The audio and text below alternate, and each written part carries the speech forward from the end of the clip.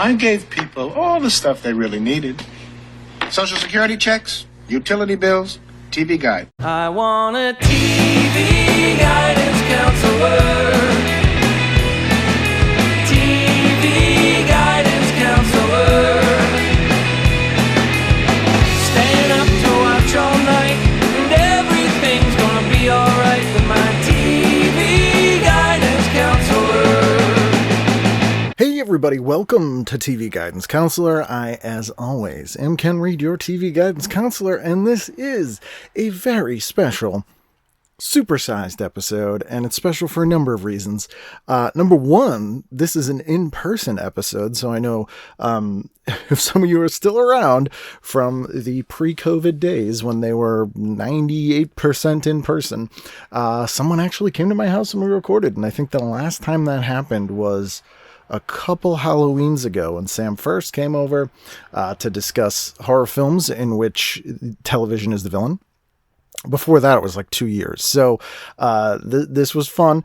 We sat in my dining room and had a little chat. And my guest is Tripp Underwood. And Tripp has been on the show before, briefly, and on the phone.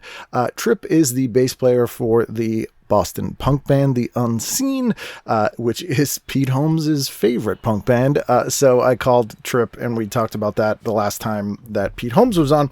But anyway, he's not here to discuss The Unseen. Tripp wrote another book. He wrote a book about The Unseen called So This Is Reading years ago. But he's got a new book, and the new book is about Building 19, which is, or was, it's no longer open, the greatest discount store of all time. It was a New England institution. You've heard me talk about it on the show.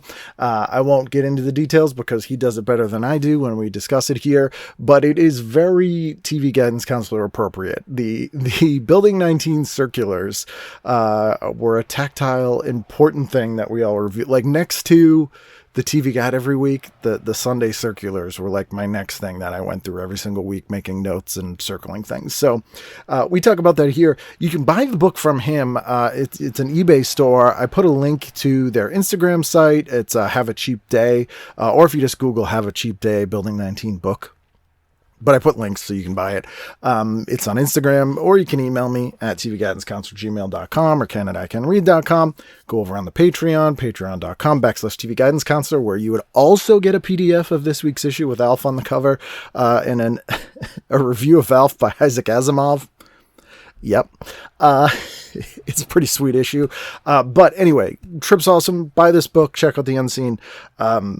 I love Building 19, and you will love this episode. So sit back, relax, and enjoy this in-person at Reid Manor episode of TV Guidance Counselor with my guest, the author of, or co-author of Have a Cheap Day, Tripp Underwood. TV is my friend, and it has been always there for me in time of need. Live via being actually in my kitchen. Live via live. Tripp, how are you, sir? Good, man. Good to see you. Like, good to see you as well. I know. The screen between us. I know. I feel like I've seen you recently, but it's probably been like well over a decade. I think by recently you mean, yeah, like 20 years ago. Yeah. But like time means nothing to me anymore. Yeah. The last time we talked to the phone because it was after I had Pete Holmes on, and Pete was talking about how the Unseen are his favorite band. Unseen Superfan Pete Holmes, who was like, couldn't believe that I knew you guys. Which is funny because it a small world, and I think of all the people too, I can't believe who you would know. Pete Holmes' name would go above my name. Yeah, well, he is a Boston guy. He's a Boston guy, Lexington, and I can say that as a guy from Hingham. Yes, as people get lumped in from Boston guys, then as a Melrosian, yeah, I also pick up your roots a little bit, and then how Boston adjacent. I'm like, were any of the bands that we used to play with? Was anyone from Boston? I mean, I guess Ducky Boys are Charlestown. The Ducky Boys are Charlestown. Yeah, which counts Boston. The earlier lineup of the Statistics. Those two set of twins. Definitely. Yep, so. they were definitely Boston, but there were not that many. Like, I'm talking maybe 25%. I believe in Spine. Not that big of a college town. Yes. People migrate. Yes. Boston's not a college town. Yeah. So, again, this is I think since COVID, you're the second person who's been over the house to do this, which is amazing. And I forced my way I ordered it. I thank you. Demanded it. I thank you for doing that because it's nice, and I forget how to do it in person. I must, which was weird because that's how it always was, which is very strange. And so, aside from just, I wanted to have you on the show anyway, but then serendipitously, you also just put out a book that, although not TV guide, Serendipitous makes it sound like it just fell out of the sky. I mean, you put a lot of work into it, but you also were promoting a book that is very much appealing to the audience. Yes, here. the audience for my book and Ken Reid is the Venn diagram. Actually, let me rephrase that. The audience for the book is people from New England. That and the middle part is just Ken Reid. Yes, it's slightly larger than Dana Gould always says. The audience for his show is middle-aged men who are him. So it's like middle-aged people who are me and people like me. Yeah, slightly larger than that. I've talked about it on the show before, but Building 19 was one of the first discount stores and was huge in New England. They had, I think, like 20 locations at some point. At least 20. But specifically the ads, they every week would have a circular in the Globe that was all cartoons, and they were like parody ads. They did have at least one TV commercial. Yeah, with sock puppets. With the sock puppets. Yeah. But so you've done this book of kind of the history of the ads. Yeah, so it's a long story, and I will try to tell it quickly, but it is one that is worth going into detail. So it's a New England institution. And it was the advertising, as you mentioned, was left of center, offbeat, slightly subversive, but not really, very much in the Mad Magazine vein of it's smart while it's stupid, it's funny while it's clever, it's dumb, all that kind of stuff. It was very honest. Like there would be like, these suits were in a fire. And they were in a fire. They weren't doing that forever. They got salvaged. Their whole business was a warehouse burnt down. There was a certain amount of surplus left over that was not nice enough to be sold by the original owner, but not damaged enough to throw away. Right. But they already got the insurance payment for, so it's just like gravy. Free money. Yeah. So when that is your product, you can approach that in one of two ways. Like you can try to pretend like that didn't happen and just be like, we're selling stuff for cheap. You can go full Salvation Army, or you could kind of carve out this middle ground of it's cheap, but what do you want out of me? Which was what they did there. And it tied into, and I talk about this with you because I think you can understand it. This it's a very New England, for people listening that aren't from New England, it's a very New England mentality, this kind of Yankee. When you hear the word Yankee, you think like blue blood, but like you're not necessarily poor, but you're always going to be cheap. There's a New England cheapness that transcends class. Why would you pay someone to do that? Well, exactly. And the guy saying that is, your local carpenter versus tradesman versus CEO versus gas station, and not to be dispersions on anyone, but like, why would you pay someone to do that? Is something that just everybody says. You paid a guy $20 to change a fucking oil? Yeah.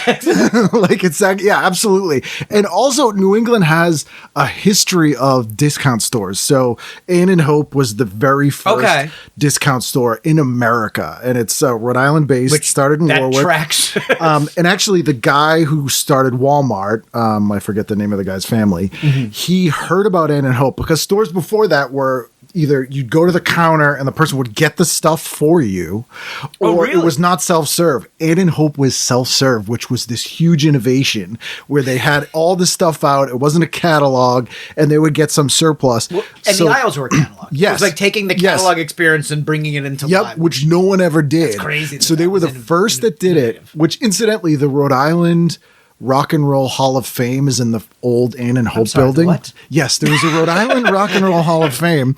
And it's where I think the Met or one of the clubs moved to this building too. It's in Ann and Hope's original building, but in the top floor of the building, there's a bar and duckpin alley that was there originally. Ann and Hope. This is all still Philly. All still there. 2024. 2024. You can go play duckpin in the old Ann and Hope building, and there's a guy physically setting the pins. Are you kidding me? It's amazing. But Ann and Hope built it and the bar because they didn't want people to unionize, and they were like, if we give them something to do on breaks, they won't talk about unions. This is, I mean, I'm pro-union. Yes. I'll go out of the, But, I mean, kind of genius. fair play. I work for a company that has the kind of similar Google thing where we have a chef and you get your own meal and you don't have to pay for anything. And when I first got there, I was like, "Oh, this is so genius! Aren't my bosses so nice? They're so altruistic." And when we bring clients in, they're like, "You're so lucky to have this."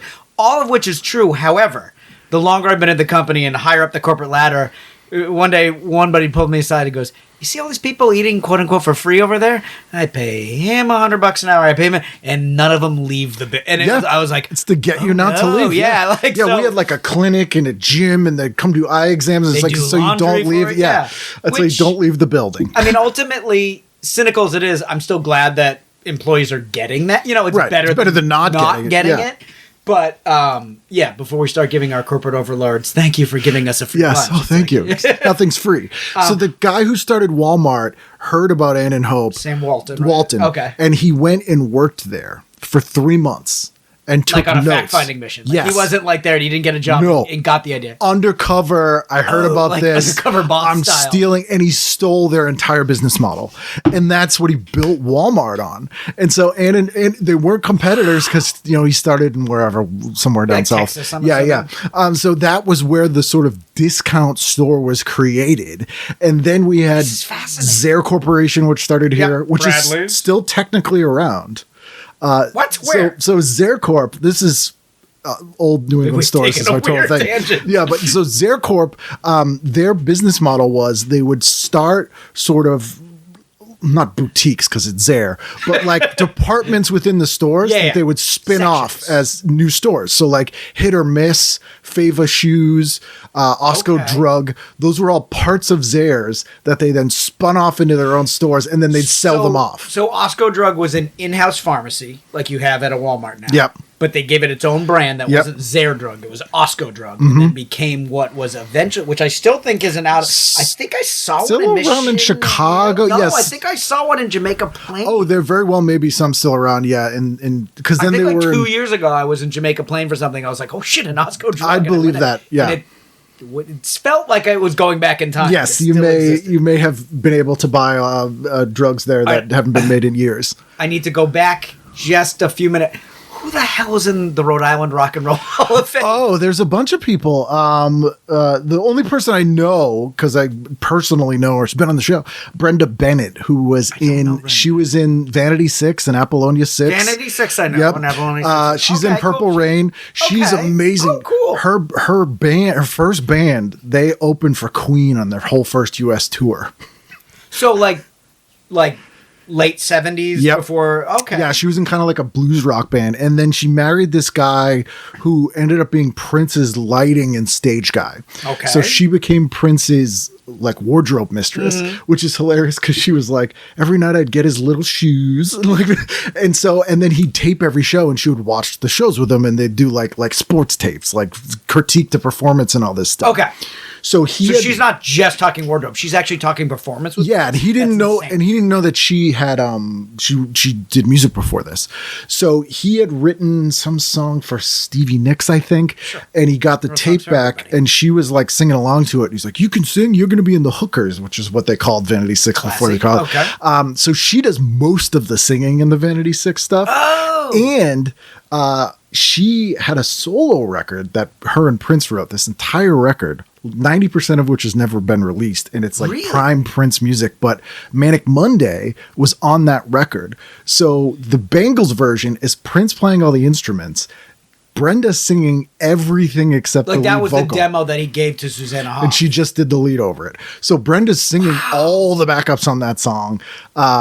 See, this is why I need to go to the. I was like, there's some disparaging people, it like a second ago, and I've just learned. There's some people, fascinating. talking heads, who started at RISD. They went to RISD. Yeah. Okay. So there's some stuff in. It's small. Don't get me wrong.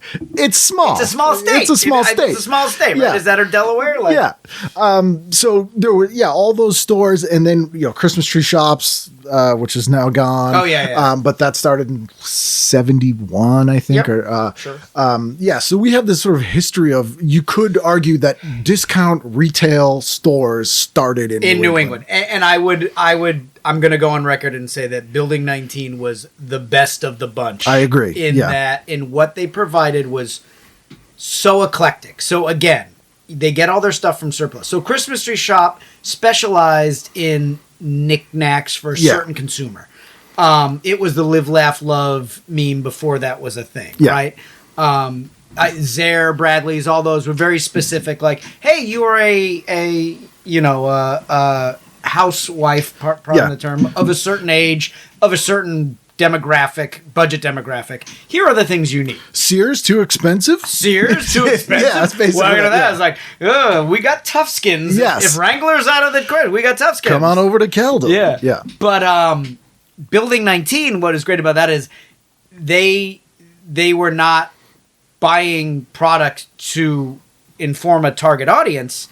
They received product based on what caught on fire that month and then had to sell it. You never knew what you would get there. It is literally, I guess the easiest way to describe it is like a stationary garage sale. Yes. Or flea market, I guess, which is kind of the same thing, but it's different. That idea of certain aspects of it remain the same in terms of the tone, the way the place smelled, which is very distinctive. Not bad, not good, but very distinctive.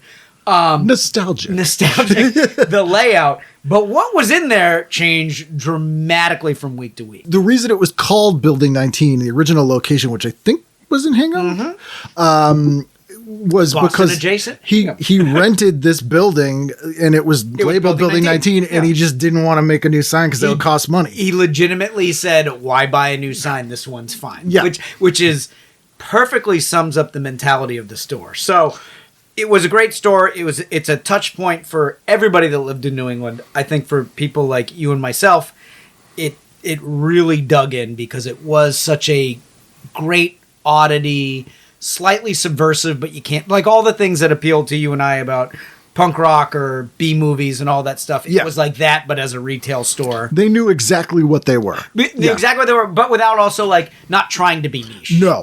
It was again, very local reference, Movie Loft. Yes. There was a sincerity. It was a sincerity. It appealed to subversives without trying to be subversive. Anyway, so that is the store. How did the book come about? During COVID, me and a very good friend of mine that grew up in the area, we were best friends in high school, we're taking a lot of walks, as everyone does. And on these walks, we're talking about things, as you always do.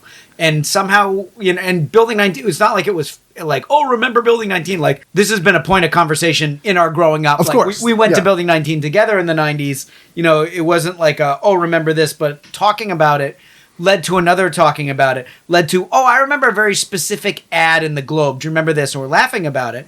And then my particular friend also happens to be an engineer for Amazon. That one of his things is he makes algorithms that sell us toilet paper. I don't know what the hell he does, but he's a computer guy. But it's related to advertising products. It is. It's related to, as somebody who works in advertising now, it's related to product distribution. Gotcha, yes. Okay. But he does algorithms for the algorithm kings. We were talking about these ads, and I was like, I'd love to see this. So I'm an idiot, and I go and I Google Building 19 ad featuring so-and-so. And, I get some results. Nothing's great. And what he does is he creates an algorithm that goes and scrapes newspaperarchives.com or .org. Newspapers.com. Newspapers.com. So there is a digital archive of published newspapers for the prosperity of humanity. Thank you. Which means there's a digital archive of all the newspapers in the world. He, being a clever guy, can go to the Boston Globe and then writes a internet scraping algorithm that then pulls out all the Building 19 content for us. So what could have taken hundreds of years to pull through, we now have, gigabytes, I don't know what the problem, a lot of stuff to shift through. And then we look at it, we start discussing like, oh, this is good, this is some stuff we don't need. He refines said algorithm. So he kind of gets to a way where we can really pull out the best of the best without having to spend a ton of time. And then we spend the rest of COVID and a lot of time thereafter sifting through and finding our favorite ads. With no intention of a book at this point. No intention. Just for fun. This is just for fun to satisfy our own OCD. Like there's a lot of neurology. And totally neurotic going on. For people who haven't ever seen these, and I'll put some links to stuff too, and a link to buy the book because everyone should. They remind me of, to name check a fellow punk rock band from our time, but the actual thing they're named of, the Showcase Showdown from Price is Right. Yeah. Tonally, that's kind of how the ads were. Yeah. It would be a theme. It was like, this week's ad is a whole parody of the Terminator or whatever. And they'd have the guy who owns the store dressed as Arnold Schwarzenegger but cartoon. with a bad pun about we're cheap, we're this, we're that. Yeah. So like thematically, they would always tie something back. We essentially kind of amass this huge collection of the stuff. And then at some point we're like, oh, this is too good to keep in house. Like, what do we do with this? So we started an Instagram account, the easiest way, right, to reach out. And again, we're still like, at this point, we're tail end of COVID, so people are coming out. We don't feel quite as confined to our houses.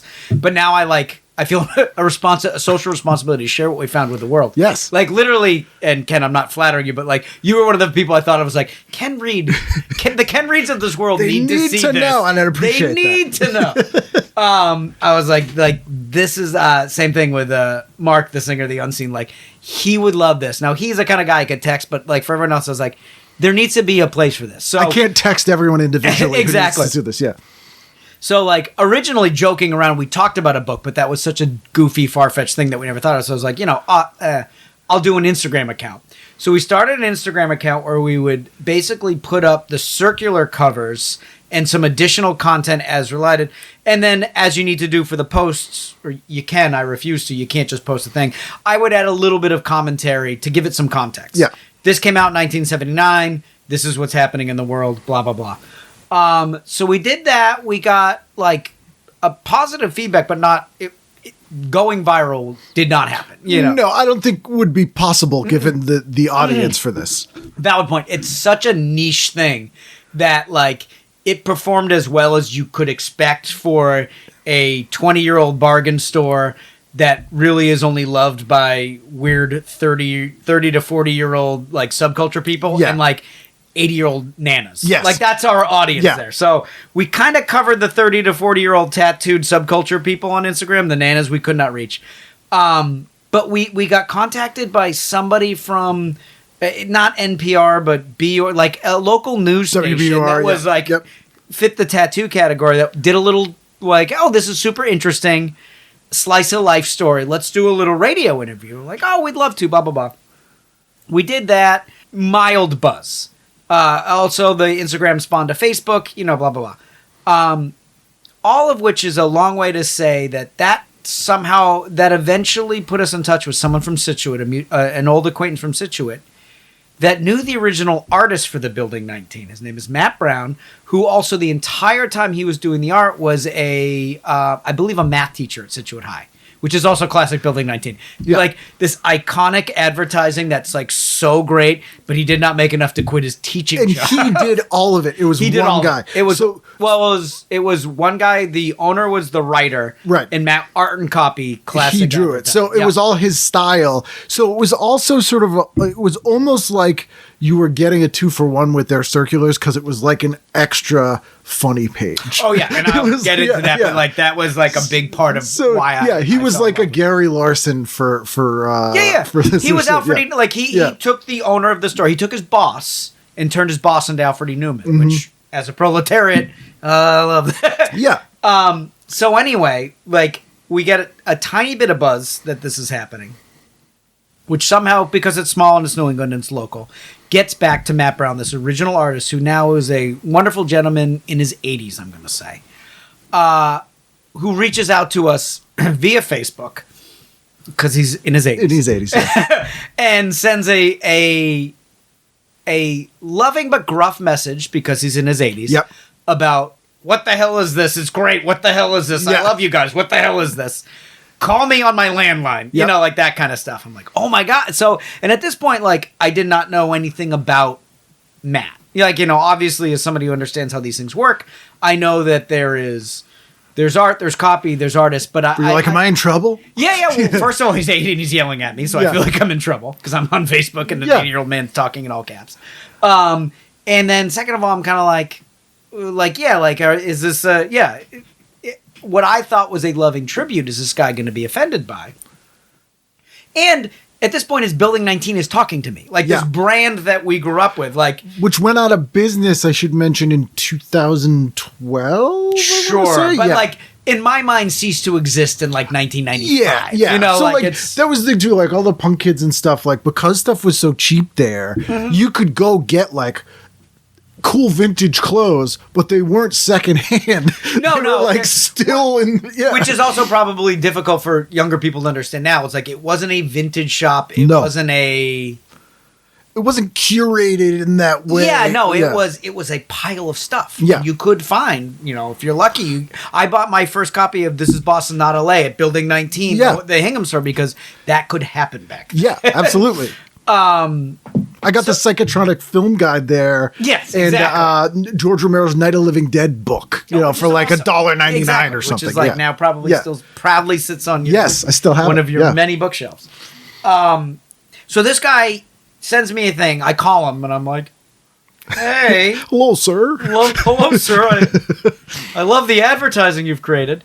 And we just end up having a lovely conversation. And he's like, what do you care about this? And I was like, dude, we grew up in this. Like, it was surprising enough, like, actually pretty formative to me. He's like, get the hell out. And we talked to him for a little bit. He invites us over to his home. Me and the algorithm creator, we go over there. We have a beer with him. We meet his wife. And he just starts telling stories. Of course. Back in the day, Jerry did this, and I did that. Jerry is the owner, the guy who founded Building 19. And he would say this, and it was just like fascinating. And all of a sudden, I'm like taking all this in, and what started, I was like, oh, this is a fun beer meeting. And now I'm like halfway through, I'm like, oh no, like this is, now I'm archiving. Like I'm taking this information in. This is a gentleman who's not going to be here forever. Yeah. And God bless him. Maybe he's got a lot of other friends that he's doing this with. But at that moment, I felt like if I don't remember this, there's a chance no one will, and people give a shit. Yeah, so I'm gonna this is a start great story. paying attention. Yeah. This is a great story. So, we kept up correspondence with him, and then when it came time to we essentially ran through our original run. We only wanted to do the stuff that mattered to us. So like we started in 1980, and I think we tap around 93, 94. Yeah. Which is roughly when me and my partner's interest would have Yeah. kind of run out. You kind of, once you become sort of an adult. I get it. Yeah, exactly. And to be honest with you, the art changed a little bit. They started to get into early forms of 90s digital graphic and arts, which just didn't have the same appeal in it. And it's so, you know, we made a conscious decision based on the volume of stuff we had. It was like, all right, we're going to do this classic, what we call the golden age from 1980 to, like I said, 93, 94. So we had that kind of a bookend on the material we wanted to cover, which is what went into the Instagram account. And then we stopped. Okay, it's over. Yeah. And then I found myself talking to Matt every now and again, still about what's going on, and talking to my partner a bit about, like, we missed it, how much we loved doing it and all that. So we're like, okay, like, what's the next step? And we originally started joking as a coffee table book. And now when we went back to the Instagram account, which again is not big, but I was like, there's at least, 2,000 people that care a little bit about this. What if we... So with that in mind, we kind of went and took all that content, rearranged it, re-looked at it, resized everything, went and got like a lot of really updated high-res versions. And then I went back and adjusted my commentary based on the things I'd heard from Matt. So I've heard all these stories over the years. So like when I was writing this stuff originally, it was a complete outsider's view. Right. Of here's an ad I remember, here's my take on it. And now it's a little bit, here's an ad I remember, here's my take on it, but my take has been informed by what I've learned from the original artist over these course of 5 or 6 meetings of drinking beers with the guy and just kind of soaking it all in. And it's been just, it's super, you know, never meet your heroes. And Matt's definitely not a hero per se, but to get to talk to someone that was a co-creator of something that was I won't say insanely formative, but insanely present in my mind. Yeah. That I still cling to. Like, I still look back on as like, this is... It's a major shared experience. A major like shared experience. Yeah. Like, tonally, like, yeah, I guess it would be, for other people, it might be like a local radio show or something. Like, almost like that kind of equivalent. If Mad Magazine was a local publication Yes. as opposed to a national. Yes, Like, because they would even do stuff. It would be like, this week's ad is all about the Iran hostages and the Ayatollah. They did that all the time. Like, it would be like, and Matt is a huge Mad guy. I mean, even though he's 8, like he grew up reading Mad, unlike you and I, where it was like, oh, these are grown-ups writing about grown-up issues in a way that I understand. Matt grew up with, these are my contemporaries writing about contemporary issues in a way that I would like to write. He was that first generation of Mad Magazine reader. Some went on to do like National Lampoon. Yes. This was like that same kind of 100, as opposed to guys like you and me that like, my knowledge of Spiro Agnew is based on what I learned from Mad Magazine. Yeah, from flea market Mad Magazines for a quarter. His knowledge of Spiro Agnew is what he knew about what was happening in the world, then funneled through a Mad Magazine. Yes. So we all kind of end up in the same bargain bin, but coming at it from different places. But it was super fascinating to meet him and just to understand his process and to really to humanize, and it's very human ads. Yeah. But to humanize that in a way that was super interesting and both like satisfactory as a lifelong fan. Because even though it was still local, it's abstract. Like Jerry, the owner, was a character, but I don't think I ever saw him in the store or anything like that. You'd see cartoons of him. And it's funny, like when you say 2,000 people follow this Instagram account, like the comic Stuart Lee. I don't know if you know Stuart. I don't know Stuart. He's an old punk guy. He did a great documentary about the band the Nightingales, who were like a post-punk Midlands UK band. Okay. Stuart's awesome. This is all over my head. But he said an amazing thing where he said, we live in a world now where if you can find 5,000 people who like what you do enough to give you £20 a year, it's England, he goes, you make a living. Yeah. And I'm like, yeah, like great. that's all you need to do. Like a niche thing isn't necessarily a bad thing. It's like, that's not that much of an investment. These people, like, you can do it, And it's just, it's our concept of a shared experience is so different now. Yeah. And we'll get into that when we talk about the TV guy, but that was like such a mind fuck for me going back of being like, oh my God, only 5 channels is such an insane thing.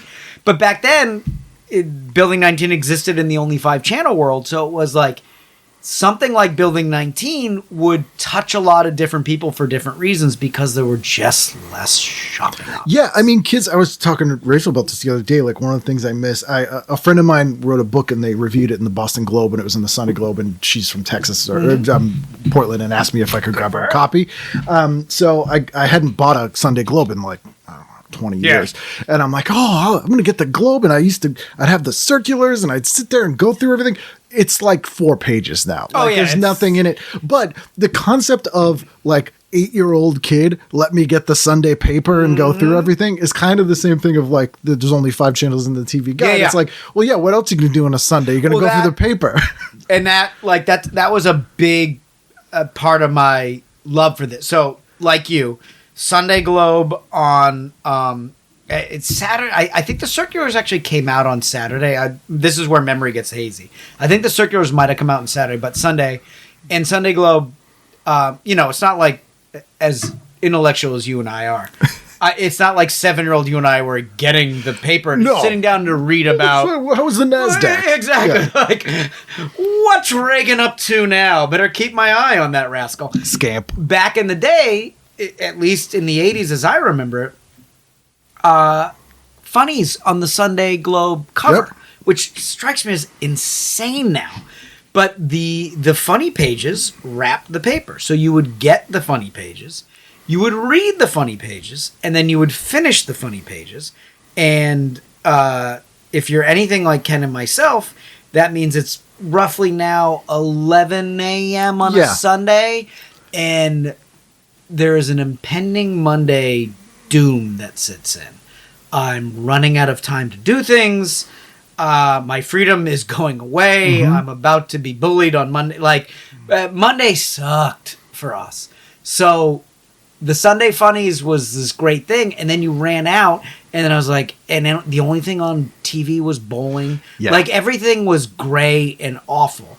So you would look for other things in the news, like newspaper, and that's what the Building 19 circular was. Yeah, it was So, like extra funny pages. Exactly. Did you get the parade? The TV week was fun, but it wasn't TV Guide. Yeah.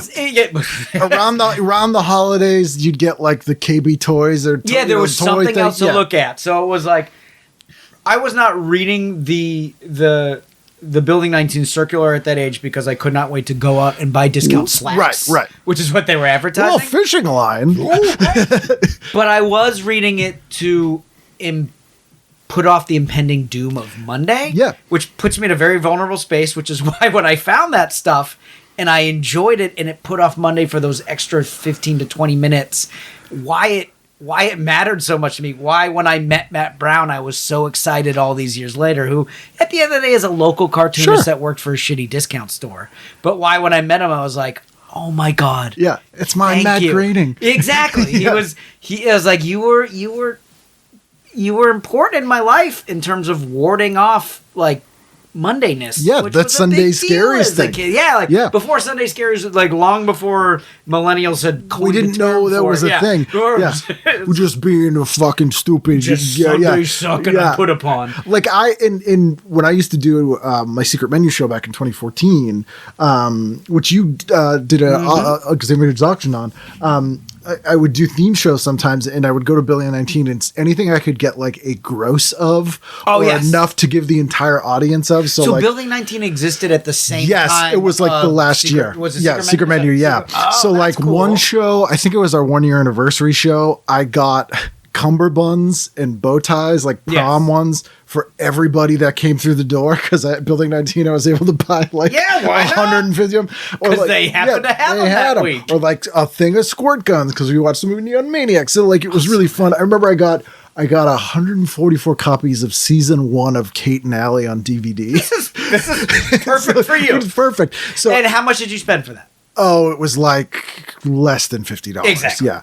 So everyone got a present. I think it was my birthday show. So every single person got a wrapped copy, and everyone who was on the show, I wrapped them all. That is a way bigger value. Took me a week than the Kate and Allie DVD. And like people would perform, and then after I'd be like, I thought of you. I got you this gift. Did you really like it? And it was all Kate. So like it was that thing which is people knew was the same, but like that was all really 19. The idea of being like, hey, I made this specially for you. I saw this and I was like, who needs this? And it was always Kate. And they were like, maybe it won't be. And it was every time. So they were like, it really fit into that kind of thing there. And it was like a place you would get like inspired because you're like, what is this? Yeah, I don't know. So I'm now an old washed up, sold out punk rocker that works in advertising. Nothing ultimately evil, but by no means cool. And I doing this project has just made me appreciate like their branding ability, which again I know is like corny, but like the way they were so good at articulating the value they brought to the world and being authentic. And these are all dumb advertising buzzwords that I get paid money to use when I'm talking to like nerds and suits. But they're like show flyers. But it's show Like, flyers. That's exactly what it was. It was show flyers. It was, yes. Thank you for dragging me out of that corporate thing. Yeah, it's show flyer. It was, and Great Flyers did the exact same thing. Yeah. 6 bands. Here's the type of show it's going to be. Right. And we all know the guys that just had like, this is a flyer. It has all the names of the bands that are playing. It has the time the doors open and maybe 1 or 2 images. And then you get the ones that are like, this is cool, or what the hell am I looking at? They themed this like a Monopoly game, and it's like a whole, yes. And honestly, probably sadly enough, that my love for show flyers is what spurned, better or worse, how I now make enough money to feed my kids, which is all good. Nothing wrong with that. Nothing wrong with that. Yeah. But yeah, like that kind of what I learned from that culture and how I've internalized it. And then now going back and looking at it as an older person that's done this more professionally is still like, this shit is still the best of the best. They were like it's still savants. the best of the best. Like Yeah. it was, it's amazing stuff. I definitely bought TV Guide things there. I bought the cult movies books there because they would get a lot of books. Like they would get a lot of books because books would get smoke damage. Smoke damage. Yep. The slightest bit of water and you can't sell it. Yep. They would have food and stuff as well, but it was mostly non-perishable items. And then I think by the end they had bought Spags. They had, I think, 20 locations, but they would name each one. So the first one was Building 19, but then they would name each one a different Building 19, one and a half, 1 and 3/8, 1 and 5. Like what's that Charlie Sheen Hot Shots? Oh yeah, right. Like there was kind of that 33 and a third, or even Naked Gun. Yeah, it was so funny. It was like, oh my god, that's such a funny dumb idea. I remember Building 19 1 and 1/8 or whatever exactly. it was. It was great. It's like, this is hilarious. So the guide here we picked, this is from I believe it's 86, 1987, 87. So it was Alf on the cover. It was a really weird, moody Alf cover. Yes, and I will say that I actually read the Alf article, and I understand why Yeah. Alf is moody, because I can't pronounce the author's name. Asimov? Asimov, yeah. Asimov, yeah. The science fiction writer Isaac Asimov. The esteemed science fiction writer really took him to task. But also scathing. And I say this all the time, like they had amazing writers, like Eleanor Roosevelt wrote for TV Guide, and really? Harlan Ellison, and so Isaac. I did not see. This is a bit of their branding, kind of like Building 19. Of I always thought of them as this is trash at the grocery store. Yeah. I never read it as a kid. It wasn't like Soap Digest. It was like they would have really great articles, and they would have a whole article about Soviet television or about how politics are being ruined by coverage of elections, like sporting events. And this is in like the 80s, right?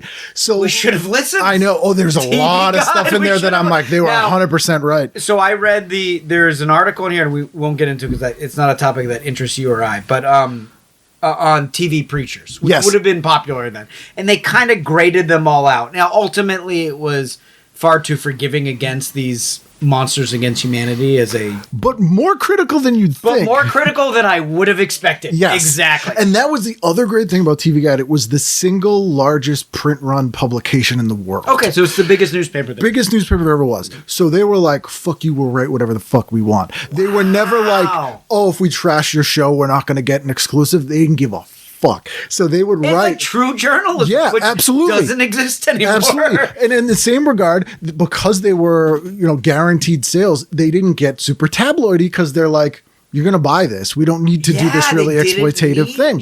So they would get true, Isaac Asimov's one of the top 5 science fiction writers ever, and he's writing about Alf. They had him. Yeah. He wrote an amazing article in The Prisoner. Asimov wrote iRobot. Okay. He came up with the rules of robotics. I didn't read a lot of science fiction, but I know his name, which proves how popular. He wrote some Outer Limits episodes. It was like he's a lot of the foundations for AI and computing is based on shit he made up in based the 70s. on his science fiction from the 60s. Oh wow. His ideas of the rules of robotics and ethics and whatever. So interesting. He also had huge mutton chops, massive mutton chops. You gotta listen to a guy with mutton chops. So Ray Bradbury wrote for TV, Ray Bradbury. I know and I love. And really great articles. What did Ray Bradbury write about? They'd have Bradbury review a TV show or write about. But did he review it as Ray Bradbury the writer, or did he review it just as Ray Bradbury good writer? You know what I mean? It wasn't. It was sort of in the middle. It was. Okay. It was midway between we know who Ray Bradbury is, but also. He's writing an article about Mike Hammer TV show because he likes fascinating. it. Oh yeah, there's tons idea. of great stuff in those old TV guides. So I did not grow up, and I know you have this conversation with some guests. I did not grow up in a TV Guide household. I also did not grow up. What is it? The toaster oven. Toaster oven. Yep. I had neither. Right. And I will say this because. Just my parents were not all that interested in TV. We had a TV. We're not those no TV people. Yeah. How many siblings do you have? A brother. Okay. Just 2 brothers, a mom and a dad. Nuclear family.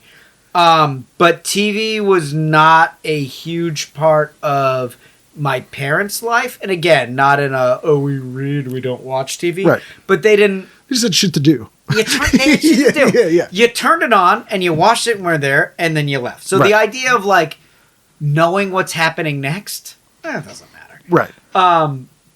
And I was super bummed that I just never had a toaster. Now, my mother was a incredibly good cook, and I think the toaster oven... That's a real after school. I'm going to make some bagel pizzas. That's a latchkey kid thing. It's a latchkey kid thing. My mother was a school teacher by trade, but a gifted chef. But just in a way, you can't necessarily make money doing that in the 70s and 80s and also being a housewife. So... that was a little bit to the... She also is an author. She wrote cookbooks in the 80s. Oh, wow. Yeah. Again, nothing like this, but like... Which, weirdly, the television cooking show invented in Massachusetts. Yes, Julia Child. And you know who loves Julia Child? Greer Underwood, my mother. Yeah. She was like, this was like... The only thing she would have cared about is like doing that. Her, to this day, like the Saturday Night Live parody. Oh, yeah, the Dan Aykroyd. She still talks about it. Did you ever... So, like, she was the first celebrity I would see. Because we'd go into Cambridge all the time as a kid, and I would see she would shop at this place 7 Yours, which would have like weird meat, and you would see her in there, and she was 19 feet tall. So like you knew it was her. And I would have lost my mind. Yeah. That's like meeting Matt Brown. Like it's So just like weird. a localized celebrity, which growing up as a kid meant more to me than national celebrity. Of course. And you also can't tell the difference. Like, I don't know. Yeah, she's a national slightly celebrity, different. but like we wouldn't know. You know what's funny to me, and I've mentioned on the show before too, like Carol Spinney, who was Oscar the Grouch, Yes, and who knew my Big grandfather? Bird. Oh, My grandfather knew him. he had a very broad Boston accent. So Oscar the Grouch has a Boston accent, which is hilarious. He's such an asshole. Very It's so accurate. perfect. I watched the that Jim Henson thing. Have you seen that? Yes, yet? yeah. I watched that last night for the first time. There's like 4 people that when they come up on the show that someone worked with them, it's like you met a god on earth, and Henson's one, Bowie's one. Just like there's certain people that Honestly, Bowie, Prince, and Henson right now, I'm going Henson every time. Yeah. Oh yeah, but similar in weird ways, and I've No, don't get me wrong. Yeah. I love them all, but if I really had to pick, Oh yeah, well, because Henson was like a "fuck you" hippie. He was like, "You guys are fucking it up." He wasn't like utopian. Have you been to the Museum of the Moving Image in Queens? No, I know, and I know it. Oh, it's so good. I know. It's so good. His notes on Labyrinth, it's awesome. It's so good. I didn't realize that Labyrinth was a failure. Yeah, because growing up for me as a kid, it was such an important movie. I just assumed everybody in the world loves it. Nope. But it also makes total sense now. Looking back, again, going back to why I love Building 19 is like, oh no, it's a huge triumph for people of a certain mindset. Yep. But there's a bunch of normie idiots out there that didn't get it. And that does make sense. Which is like Dark Crystal had all these books and all this stuff. Yeah, It's a huge bomb. I've got all those books at Building 19 because that was the thing too, which was there's a huge TV connection. They would end up there. So like Saturday morning cartoons, when there would be new cartoons in the season on Saturday, they had to treat everything like it could be the next huge thing. Yes. So they would do Everything lunch was boxes given the and same whatever runway. because they didn't know. But by like November, a lot of the shows would get canceled, and they're like, we got all these lunch boxes from Wildfire, dump them at Building 19. So you would get like the weird niche stuff. Now that people are like, this is a super rare Crash Test Dummies, the cartoon, not the band. I was gonna say, not the Canadian. But Lunchbox, you would get it there. So 87, you're not watching a ton of TV, you're not getting TV Guide, but was there any shows that you were like, can't miss? Alf. I mean, which is why I picked this. Like, Alf was... So, for Alf, for me, was this weird gateway character. So, in 87, I'm 10 years old. I was born in 77. And Alf appeals to me on multiple levels at that age. So, it is still a puppet. As we've just discussed, I'm a big Muppet head. I come from that back. I think all kids grow up with Sesame Street, and then there's people that really identify with Sesame Street, and I'm one of those weirdos. Oh, yeah. I think you are too. And then, so Alpha appeals to me from that angle. It's a primetime show that's aimed at that point, I'm thinking adults. Sort of. It was true broadcasting. That's the thing at this time. Which is a different thing. We don't have that anymore. You would try to get adults and kids in the same show. You would cast a wider net. But the idea of like, hey, here's a primetime show. It's coming on at 8 o'clock Thursday night. It's for the family.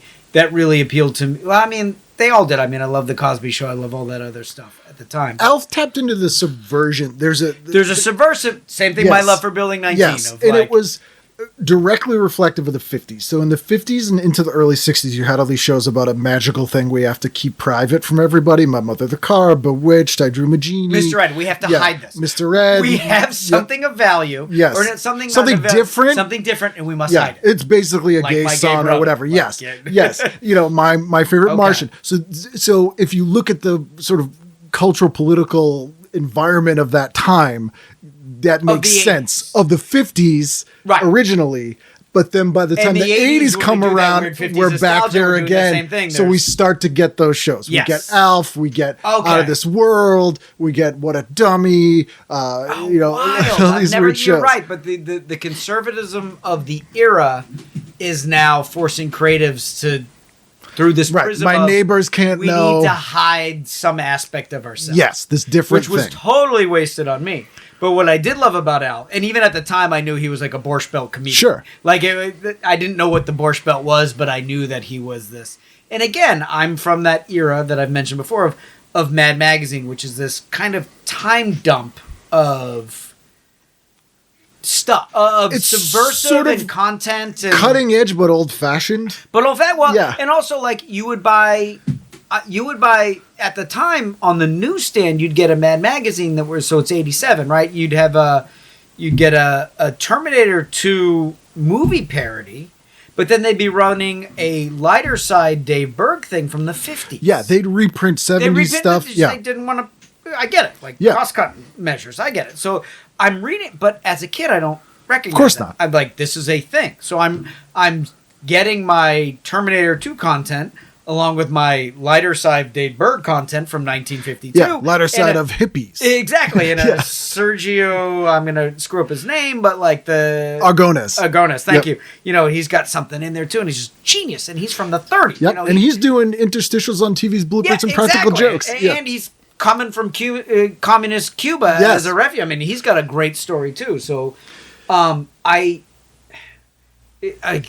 I'm almost hesitant to do it because it's such an old person's thing to say, but or Gen X thing to say. But you and I are from that generation where it was a hodgepodge of culture because it was nothing was on demand, and B, we were not a target audience yet. So Yeah. the idea of marketing to 12 to 13-year-old boys in Melrose and Hingham or wherever you happen to be was not, there was no money in it, so you didn't spend a lot of money in it. So Yeah. you recycled a lot of stuff. Hence you and I reading the same recycled lighter side Or watching Spy versus Spy stuff. Little Rascals or silent watching movies. Little Rascals. And a lot of it was because it was Or cheap. Bugs Bunny from Yes, the 30s. exactly. Yes. It was we benefited from the fact that there was a crossroads in the 80s where there was a financial thirst for a content. financial thirst for content. Because we had video but stores. not to produce content. Not to produce content. But we still had video stores. We had drive-in still. We had cable TV. We had UHF. Yes. Local stations and movie theaters. Yes. And they were all trying to just pump stuff out. They were trying to pump stuff out. They were trying to engage us because it like, which goes back, you know, like I remember one of the first things I learned about when I started doing my advertising bullshit is like, oh yeah, they kind of invented teenagers post World War II. 1950, yeah. Not the age group, but because they suddenly had income, and that's where we started talking Yep. about teenagers. Yeah. So they started producing all this stuff, which back then was mall shops and 45s. Yeah. And different AIP stuff. was like, we'll make beach party movies and we'll make movies just for them. And, Exactly. yeah. And then it took them all the way to the 80s to being like, you know, preteens don't have Right. money directly, but they have access to parents Tween with girls money are the number one people we get. who can buy this. Yeah. So, like, it's interesting to see how all that, cynically, it's interesting to see how once you start commoditizing people by what you can advertise to them, it starts producing content that we all grow up to enjoy. So in the 80s, they finally realized that we were a target audience worth marketing to, but they didn't yet have the content to do it. Right. So there's this weird brief window, which you and I grew up in, where they just gave us a bunch of old stuff Yeah. and then peppered it in with stuff like cool, like here's Mask, Right. very current, modern, G.I. Joe, Transformers, all very cool. But that on the tail end of that, I'm watching Tex Avery cartoons from Yeah. the 1950s. Yeah, yeah. You know, like it's very weird. Droopy is on. Yeah, I'm a droopy dog. Well, the other thing was I'm watching Get Smart right before I watch Out of This World. yeah, you know, or it's Inspector like- Gadget and Get Smart. It's Yeah, so wild. It's the other thing was that we were the first generation of people who grew up with television were making television when we were growing up. yes. So for the yes, first so time- 35-year-olds that They're also nostalgic for the stuff they grew up with, so they're also starting to comment on that stuff. So like Yes. when we're watching SNL, they got and Gumby we're a references. victim of their and- first era of nostalgia. Yes, Here yes. we're talking about nostalgia for a store. I wrote Yep. a book about a store. These guys are the same thing. 20-year I shifts. wrote, the same way. Like all that early, like Saved by the Bell stuff has all that. Like the beginning. Remember, it's like flaming Sunglasses. Telecaster. Yeah, it's just yeah. like these guys. But then the guys, the 38-year-old guys that are writing that for the first time, grew up in 1957. That are for having that first, like, I don't know what a teenager's like. Rock and roll guitar that's- and Laughing. I forget why I said Talk this. it to me? I was doing stand up once and there was something, someone's heckling me or something, but Social Distortion came. Like, I think the guy had a Social Distortion shirt on. And I was like, oh, well, Social Distortion fans are mad all the time. Like, every time you go to roll dice, they burst into flames. And the guy was like, fuck you, man. But I'm like, why are they on fire all the time? I used to have the same line about just being like, a social service was like, how much poker are you playing? Now, this is Yeah. before like poker became like Sure, a thing, yeah, but it like wasn't a back big in the thing, day, yeah. it was always like a big thing of a deck of cards, and I was like, motherfucker, the only people I know who play cards are like my grandmother Yeah. who's doing cribbage. You know, like there's no way you're bridge not- clubs, Bridge yeah. clubs. No, I think it's reintroduced itself to the lexicon where that's no longer an accurate thing. But in 1992 was a sick show. Oh, yeah, yeah. It was a good burn. Because I was like, the concept of someone be like, all right, Papa, God Yeah. damn it. Well, these and also times." like martini glasses. Yeah. Like the guy's holding a martini glass. Yeah, I was I'm like, like, you're drinking. okay, man. Yeah. At that point, Red Dog out of a Yes. can. Yeah. Like, Did it's- you smelt that vodka yourself? Yeah. So it's this very interesting, weird time. Alf was such a massive phenomenon that only lasted 3 seasons. Yeah. So it burned out real quick. Yeah. Paul Fusco, who created Alf, is a New England guy. Yes. Oh, really? He's Where- from Connecticut, but Connecticut?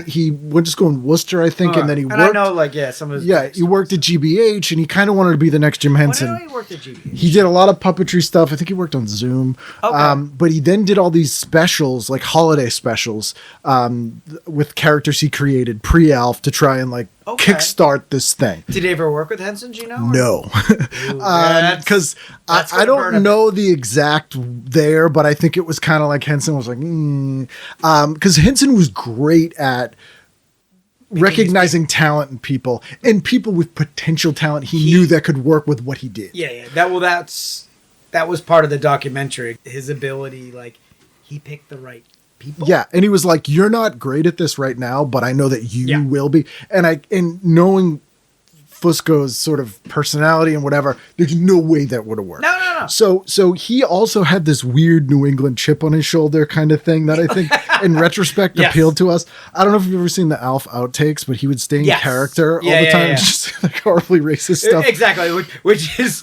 very funny and out of Yes. character. Now there are things But that he very said on that is brand. not okay, but I get why that's My funny. friend Molly Hagan was in the Christmas episode, and she was really? like, That's she's cool. like, I got no political argument with him, like between shots, like with the puppet, because he would stay in character. And she was so mad. And she goes, and I went home and I was telling my boyfriend, my husband, like, and then this asshole, like, and then I'm like, Fucking she's Alf like, is such a dick. it's a puppet. Like she was like hit her Well, later. that's a testament to him. Yeah. Like, that's like He's staying in character. He's you sticking stay in with it. character. So yeah, I think all that appealed, and he seemed like a comfortable character for a lot of kids. But Yeah. especially there was also Well, like extra weird ties Yeah, there.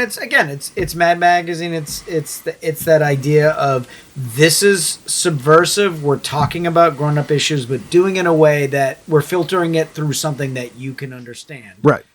Cartoons, a puppet, you And know, in that kind of hindsight, stuff. Jerry Stahl, Yeah. in his "I'm on heroin and Yeah. I'm writing an episode about my drug addiction that's about a giant space cockroach," like that got on the air. Yeah.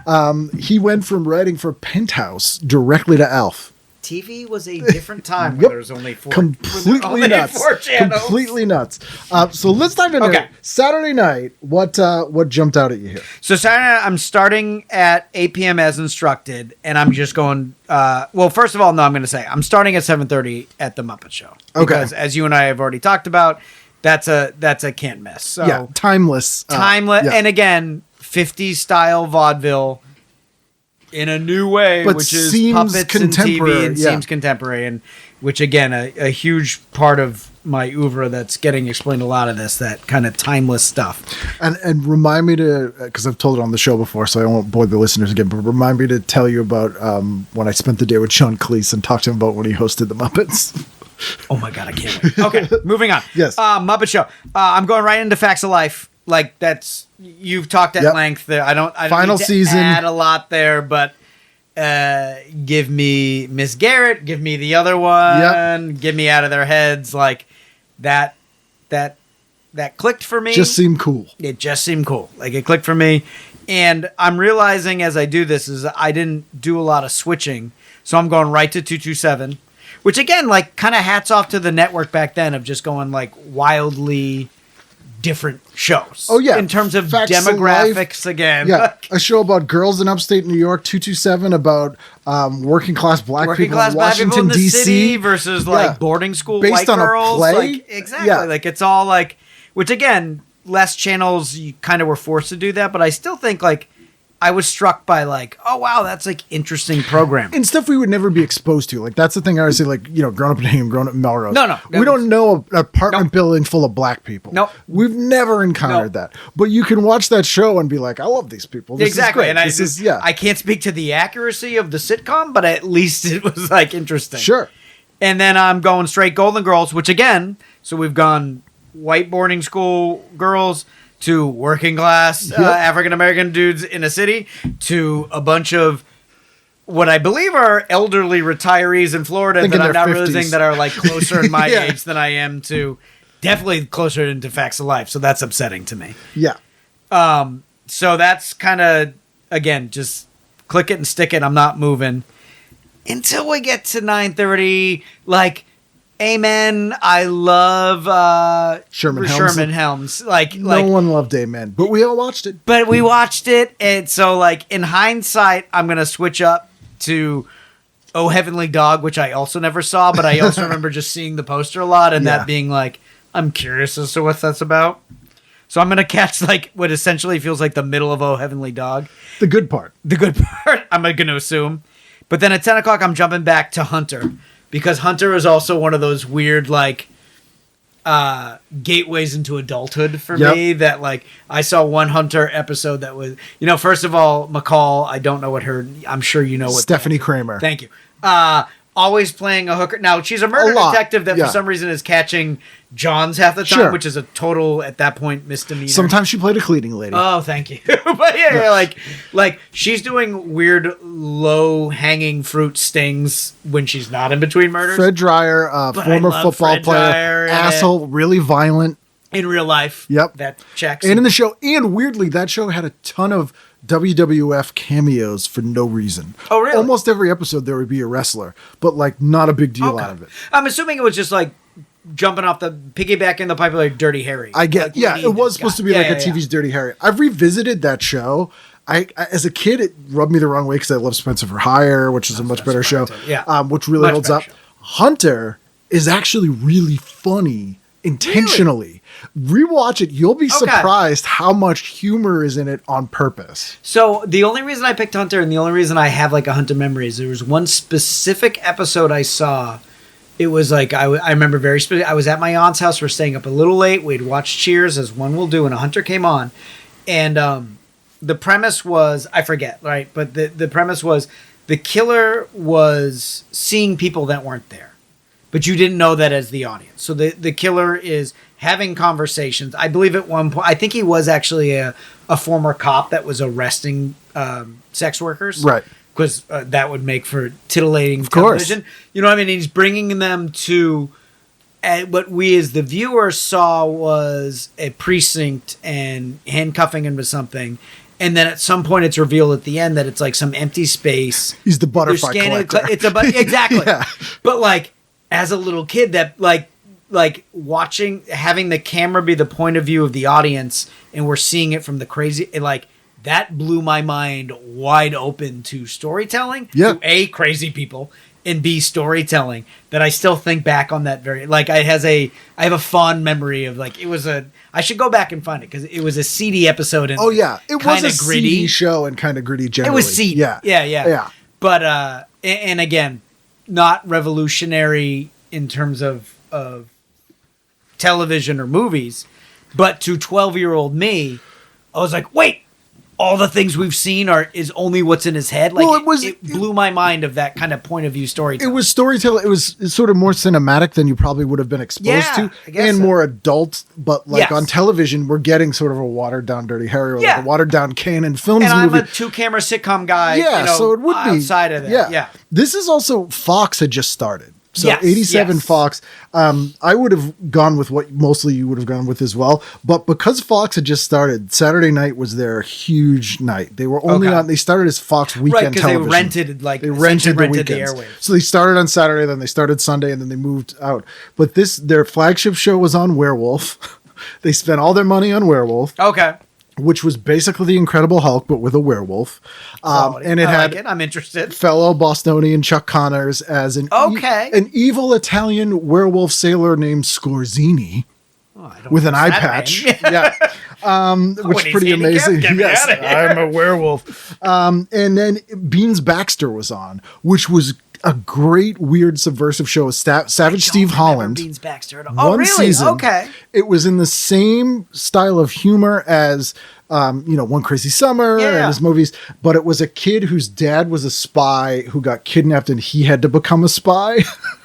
So that makes it was really cartoonish With that and kind weird. of frantic energy. Yep. That Barry that Steve Crimmins has. was on it. Like a lot of Oh, comics were on really? it. Yeah, Bobcat, like super Wait, Barry weird show. Crimmins, the politician? The Boston comic who was like super I'm political. sorry, I'm confusing him with somebody. Great documentary about him.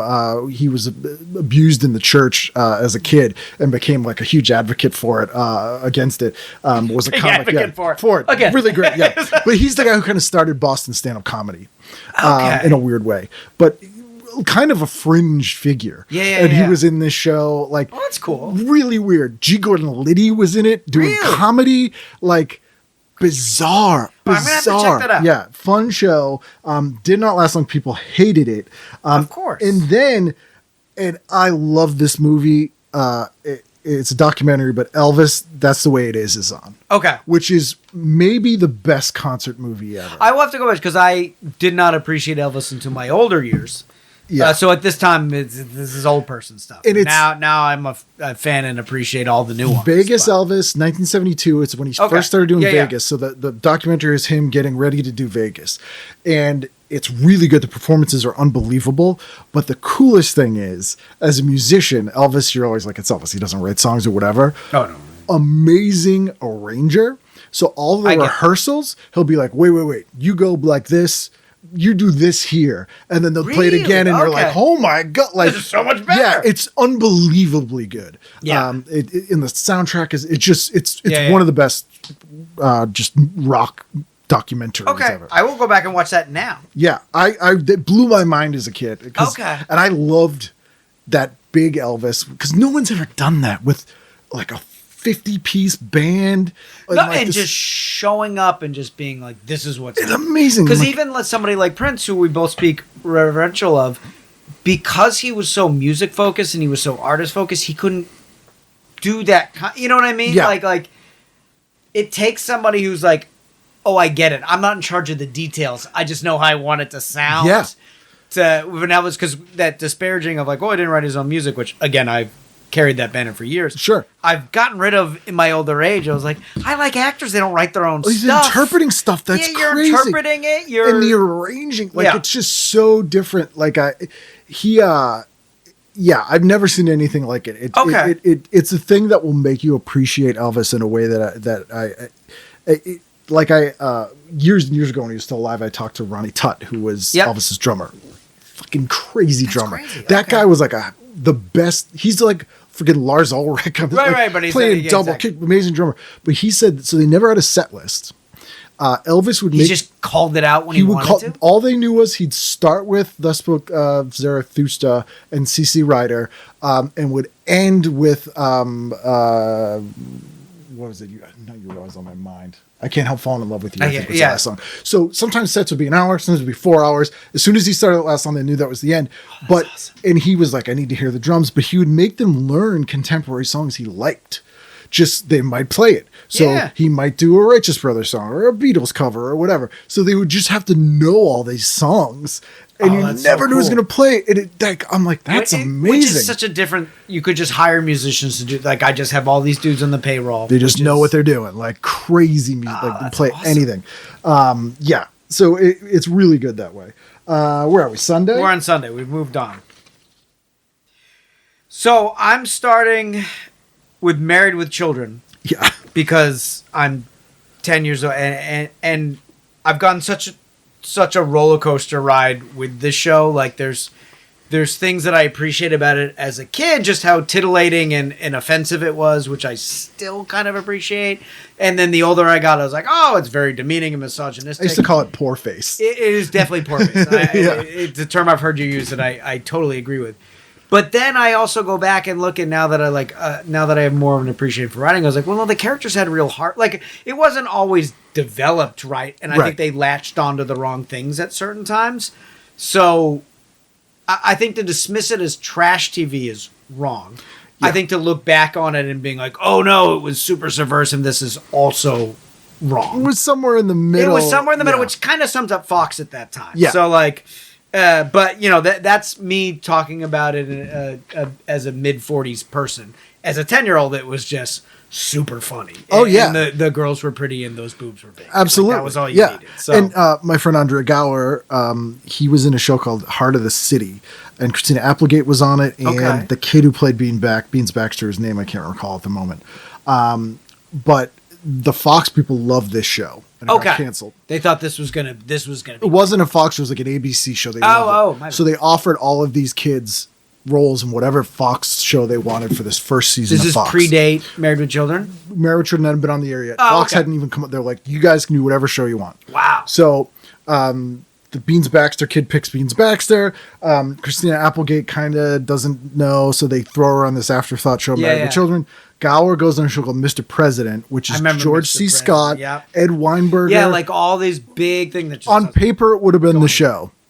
He got offered the Bud Bundy role, but that was the shitty show no one wanted. Yeah. And on paper it didn't make sense. And it's funny, but David Alfonso, what's his name? Faustino. Yeah, Faustino. And I'm sure he's gone to do other things, but in terms of that cast, he's the forgotten one, right? Like Ed O'Neill's gone on to be revered. He didn't Katie do Seagal's a lot gone on later. To be He didn't really revered. need to. Yeah. Don't blame him. Yeah. But even Christina Applegate at the time, she came into her own much later, if I'm remembering correctly. On TV, she was one who tried to break out as a movie star, so she did Don't Tell Mom the Babysitter's Dead, did a couple of movies. That was even, like, those first couple of things, she was just a middle-of-the-road teenager. Like pretty, but like a middle, she didn't have, like, much of a character. Yeah, so it was like he picked Mr. President, and then it was like the wrong move. But Married with Children, that was just showed you how it was an afterthought show, and it became the linchpin of what Fox sort of tried to make their brand. Yeah, their oeuvre. That just became it. Yeah. So next at 9:00, I run out. This is one of those things where it's like I don't want to watch any of these things. So I think I'm going to watch Supermodels of the World just based solely on the fact that I was like pretty girls, but I did not have an appreciation for modeling or anything that would be interesting. I did. I watched all the pageants. I remember watching this. It was actually pretty decent. Okay, but I'm not watching Duet or Mr. President, which are my only other options. Yeah. So I was like, I guess I'm going to do that.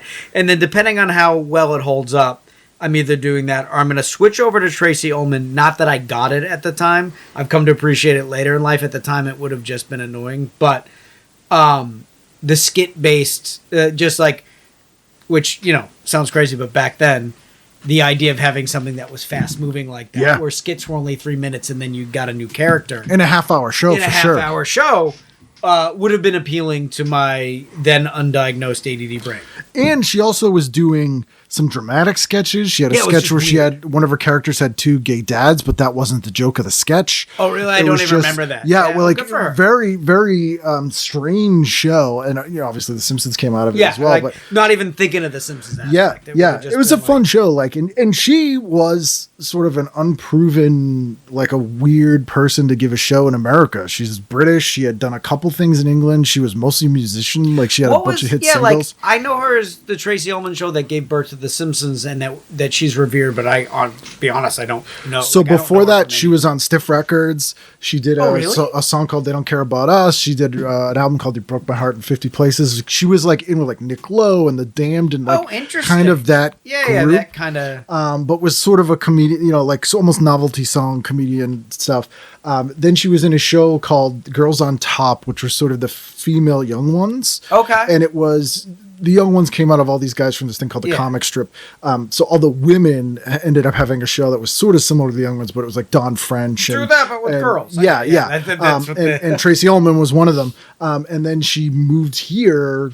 I think she married an American guy, but got the Tracy Ullman show in '87. But it was a weird, like, kind of random person to give this sketch show to. Okay, which fits with the early Fox. Yeah, Like, it's just they were like, chaotic. okay. They were literally just throwing a bunch of shit against. Yeah, the wall. whatever Seems works. sticks. So it ended up being like this critically acclaimed show, and obviously, if not It for was that show, a we wouldn't critical have game The outside of the Simpsons stuff. It was. Like, It I was don't remember probably much of that. of all the comedies they had, it was probably the most critically acclaimed. It was considered like the most quality TV, and weirdly, Duet, which was I saw Duet. I was like, what the hell is Duet was sort of.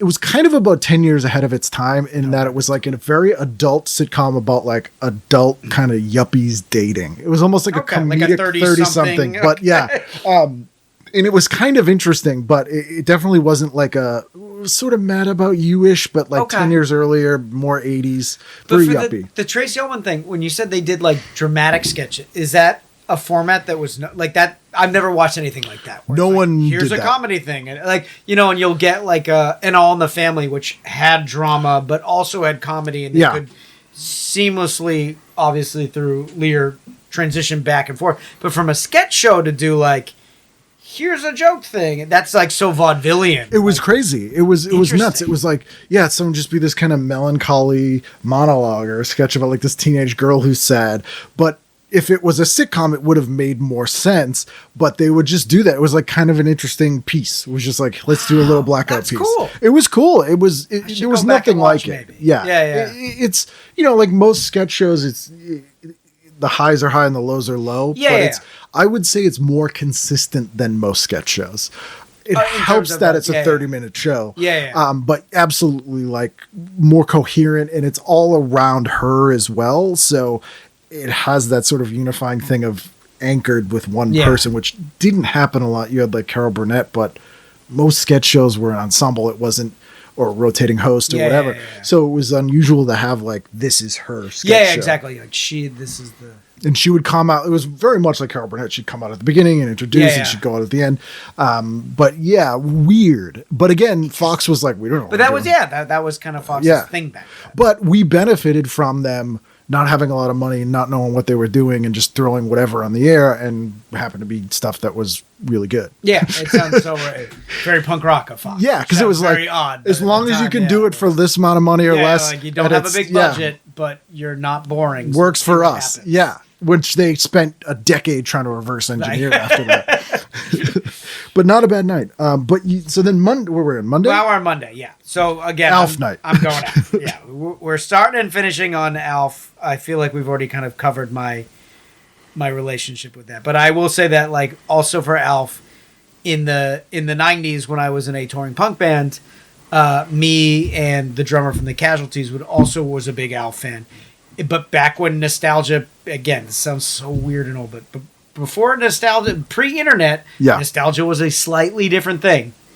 You couldn't get stuff on DVD. You could not get stuff on DVD. You could not buy things that way. Remember Alf? He's back in Pog form. Like that was literally our life. Like we would talk about it, and our memory was slightly sharper about certain episodes than other people. So then we kind of got this novelty of like, oh, like the Alf guy, you like Alf. So like not only would I would find that stuff on thrift stores on tour and buy it, and you could get it anywhere. Except for the one thing, I did have a girlfriend at the time that bought me every episode of Alf on DVD, which was DVD on VHS, which was 30. Because they'd be like 2 episodes of tape. Yeah, and it was like $150, which at the time was very expensive. Yeah. It took up half my room, but it was like a very sweet gesture. And now it's Yeah. like so antiquated. But then I would also have people find me things in thrift stores and send them to me, which is also something that sounds very old. So like, I in my 20s, I amassed this amazing Alf collection of the bed sheets and the Burger King dog. Dude, I have so many of those. Yeah. Don't ever send me. My friend Nick Stop made with those Burger a King fur dolls. coat of them. They're everywhere. Like a pimp jacket that he wears. See, that I would It's like. great. Yeah. But they were everywhere, and God bless everyone that did it. Anyone hears this, I appreciate your gift. But like, I received so much of that stuff that it's just I've saved a few key items, and the rest of it is gone. I found the stuff worth keeping now are the bootleg stuff, or like the Carnival Prize Elf, the mirrors. But at the time, and again, I hate to date, but like pre-eBay and that kind of stuff, these were treasures. Yeah. And now they are trash. Yeah. And I acknowledge that. But I had a lot of treasures that became trash. You've just described the 21st century. Yeah. But that was the thing, like for shared experience, like Yes. if there were certain movies and TV shows, like I just had Alex Cox on, which was Repo Man, such like at everything No, to that's the movie. very cool, yeah. But it was the kind of thing. It was like if you met another person who saw Repo Man, you're friends. That's it. That's or all it somebody takes. Even remembered it. Yeah, exactly. So you guys are the guys who remember Alf episodes, like you're friends. Like that, the concept of that shared experience That is being very like much you like- guys yeah, are friends exactly. now. We are friends is kind of lost. And that's all you need. Yeah, exactly. Because there's less shared experiences, or at least less genuine shared experiences. And again, I hate to. Oh, it sounds old, but like the inability to look things up, yes. as you know, makes certain. It shapes your frame of mind around things. But it also, like, I realized that kids now, they are able to shortcut to their friend group to be shared interests, which took us until our 20s because your friends are like, it's proximity. Which is a benefit. Like they're meeting their people earlier than we are, which is great. It's good and bad, though, because we sort of were forced to, which was not always great, have to deal with people who didn't have the stuff we liked. We met people that we thought we liked. It was like, dude, you like Alf? I love Alf too. Yeah. Like, awesome. Like, yeah, but don't you hate black people? Like, whoa! Hold on a second here. So like, There's, again, I'll throw that only as like, there are pros and cons. Certainly. To both. Yes, absolutely. Alf is great. Next, I'm moving to Valerie. As a listener of the podcast, I know your long relationship with.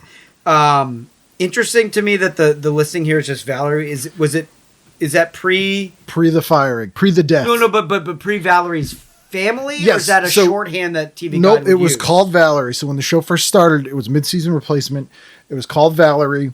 The second season, full season, was Valerie, and then she was like, "I am the star of the show. I want to be the executive producer. I need more money." Yeah. They were like, "No, you're fired." And she's like, "You can't fire me. It's my show." And they're like, "We just did. Your character's dead." But didn't it go Valerie's family to the Hogan family? Yes, so it tell me changed to so she Valerie's- must have been involved when it became Valerie's family. She was dead when it was Valerie's family. What? Because they were like, "Well, she's dead, and the show's about her family now, so it's Valerie's family." They did a Okay. contest to rename the show. I just kind of assumed that she was still involved. But it was very last minute. So since I've been doing the show, I've had people on who were in the episode. They fired her. And this was a multicam sitcom, which never does retakes. And so a woman who was a guest star in the show, she's like, "I got a call to come back and do reshoots for this episode of a sitcom," which they never do. But it was because they had filmed the first episode of that season and then fired her and been like, "We're redoing it with Sandy Duncan." And when you watch the episode, it's so crass the way they kill her, because it's like a minute or two into the episode, you don't see her, and Jason Bateman literally goes, "Things haven't been the same since Mom died." Oh, I just they just kill her off. And then, just erased and then so 2 fast. episodes later, they burn down the house and like all the photos of her. Like it's this whole like my God. it's really contentious thing. So then it became Valerie's family, and then the next season became the Hogan family. Okay. They completely erased her after Fair that. enough. Yeah. So this is when it's still Valerie, which was actually a very funny show. It was the first, I believe, the first U.S. television primetime show to mention condoms. Okay. They did. Progressive. Yeah, it was a very progressive show. So was Jason Bateman the standout in that? Because I Yes. remember him. Yeah. But I don't know if that's just because he's the only one I still recognize. He stood out on Silver Spoons. He got a show that was supposed to be a I forgot he was spin-off on Silver Spoons. called Right, It's Your Move, where he was Yeah. basically playing the same character. And then he was the Yeah. standout on Valerie. Okay. Yeah. And he was great in it. Oh, yeah. He's perfect in it. Next, I'm going Newhart, and again, this is one of those things that I did not appreciate as a kid. I watched enough because it was just one of those. It was on. It was a situation comedy. There was a laugh track. I could follow things around enough, but I didn't really get what's going on. And now, looking back, especially with Bob's recent passing, again to timestamp this, how much I appreciate. So good. I got into him older, but It's so good. They're all on Prime now, and it's Really? I such a should go good back and show. watch. I felt so bad because Julie Duffy's a friend, and when he passed away, she shared this photo of the cast, and she's the only one still alive in the picture. Everyone else in the show. All of us. I mean, Yeah. like it's like Yeah. whether you're on a TV or you're somebody who worked Yeah. at Building 19 or Yeah, you're like and they were all that mostly older than her. Although Peter Scolari died Yeah. very young, but and I was like, man, and that's such like a murderer's row of comic so timing, funny. brilliant Yeah, people.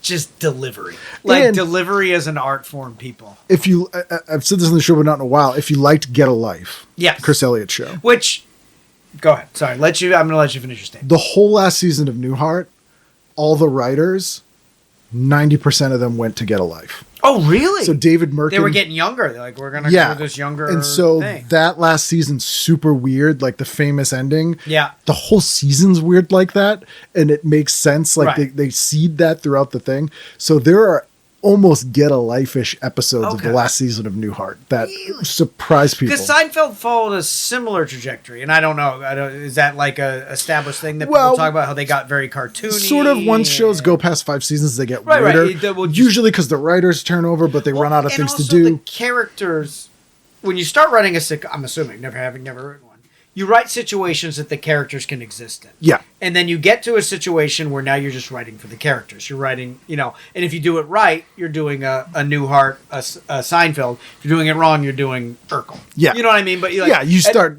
at It's some lazy. point, Yeah. you're creating situations in which the characters can shine, and then you're just writing to the character. But sometimes you get, and it rarely, you get this nexus of that weirdness hitting with these like very sort of serious comedians. Yeah. Like Night Court's a good example. Larroquette in the last few seasons Yeah. doing crazy stuff, but he's so good in grounding it, and it's amazing. I don't remember him doing crazy stuff. I So just remember good. him as being Yes, because So he's such straight. Yeah. and like that it's always last after Swedish airline. Yes, What do they yes, call like that? weird sex jokes. But like a Newhart the last season, Stephanie and Michael's baby owns the TV station, and like they're infant. And at one point, Bob and all his old men friends form a street gang, and they fight this other gang Like of a old men. Jets kind of- Yeah, and they all have jackets. so funny. And there's this whole scene where they're just like going rumble. that's Rumble, funny, rumble, and like, it's that's- so funny and like, but so weird and shouldn't work. But it's great and very different from the earlier yeah. stuff, but very I funny. love that. Yeah, love that show. And Spencer for Hire is also on that. Yeah, well, see, that's where I go. So I'm watching Newhart. Same thing with Designing Women. I would have watched it Great because show. it's a situation comedy. I would have been too young to appreciate it at the time, and now I've gone back and realized Delta Burke and the character development then Yeah. too, a little much like Golden Girls was one of those things that like would have been wasted on me, but as an adult, I'm like, oh god, these are such well developed characters for Holds up. situation comedy. Holds up very fun, and just Gene Smart and Eddie Potts, like just amazing cast. It just holds up. yeah, And then I'm watching Rockford at 10 o'clock because I love Rockford Files now, but like theme song would have interested me. Yep. The answering machine open at the intro is such a genius way to enter. Like the level of exposition you can get away with in an answering machine message Yeah. like that, but not have it feel old. but in early Really- postmodern shows, And early, as well. but like that's like, yeah, like now it's kind of feels like a trope, and I was like, I don't think anyone did that. no, like back the then. detective who was a loser, Oh yeah, he lived and- in a trailer yes. down about the board, but like, still likable and a good, like Yeah. not a bad person. Like great show. yeah. Always getting beat up too, like oh, that's never good. His beaten ass any. kicked. There's Yeah, always some gorilla with a Yeah. with a sock full of quarters. Or He was not a kung fu expert. Like No. he was like a schlub. Yeah. And again, didn't appreciate it at the time, but grew up in the in the 90s, in the mid 90s, where I'm sleeping till 11 and starting to drink beer at 2 when the Rockford Files, Rock Files is on. Watched a lot of Rockford Files. Very much reminds me of Robert Altman's Long Goodbye, if you've ever seen that. Yes, it's that sort of similar take on the Elliot Gould version of Marlowe. Yeah, and it's like, it's before we got into the anti-hero where they had to be a very layered character or a dark character. Yeah, but it was just like they're not they're the hero, but they're not better. They're Batman. They're not Superman. They're Batman. That kind of. It was this subgenre people were referred to as defective detectives. Like they had a weird foible, which sort of became a cliche later. Monk and Columbo's that kind of. Which they had an issue. Whereas the anti-heroes we get, the dark thing is a person who does the wrong thing for the right reason. But you're Dexter's and Tony Soprano. But I'm also sort of Machiavellian, whatever. And justify the means. Where some of the Rockford Files is so much more identifiable to me. Just and it was never big stories. It was kind of like you need the money. I had his daughter on the show. Oh, really? And they lived James Garner's daughter, Gigi.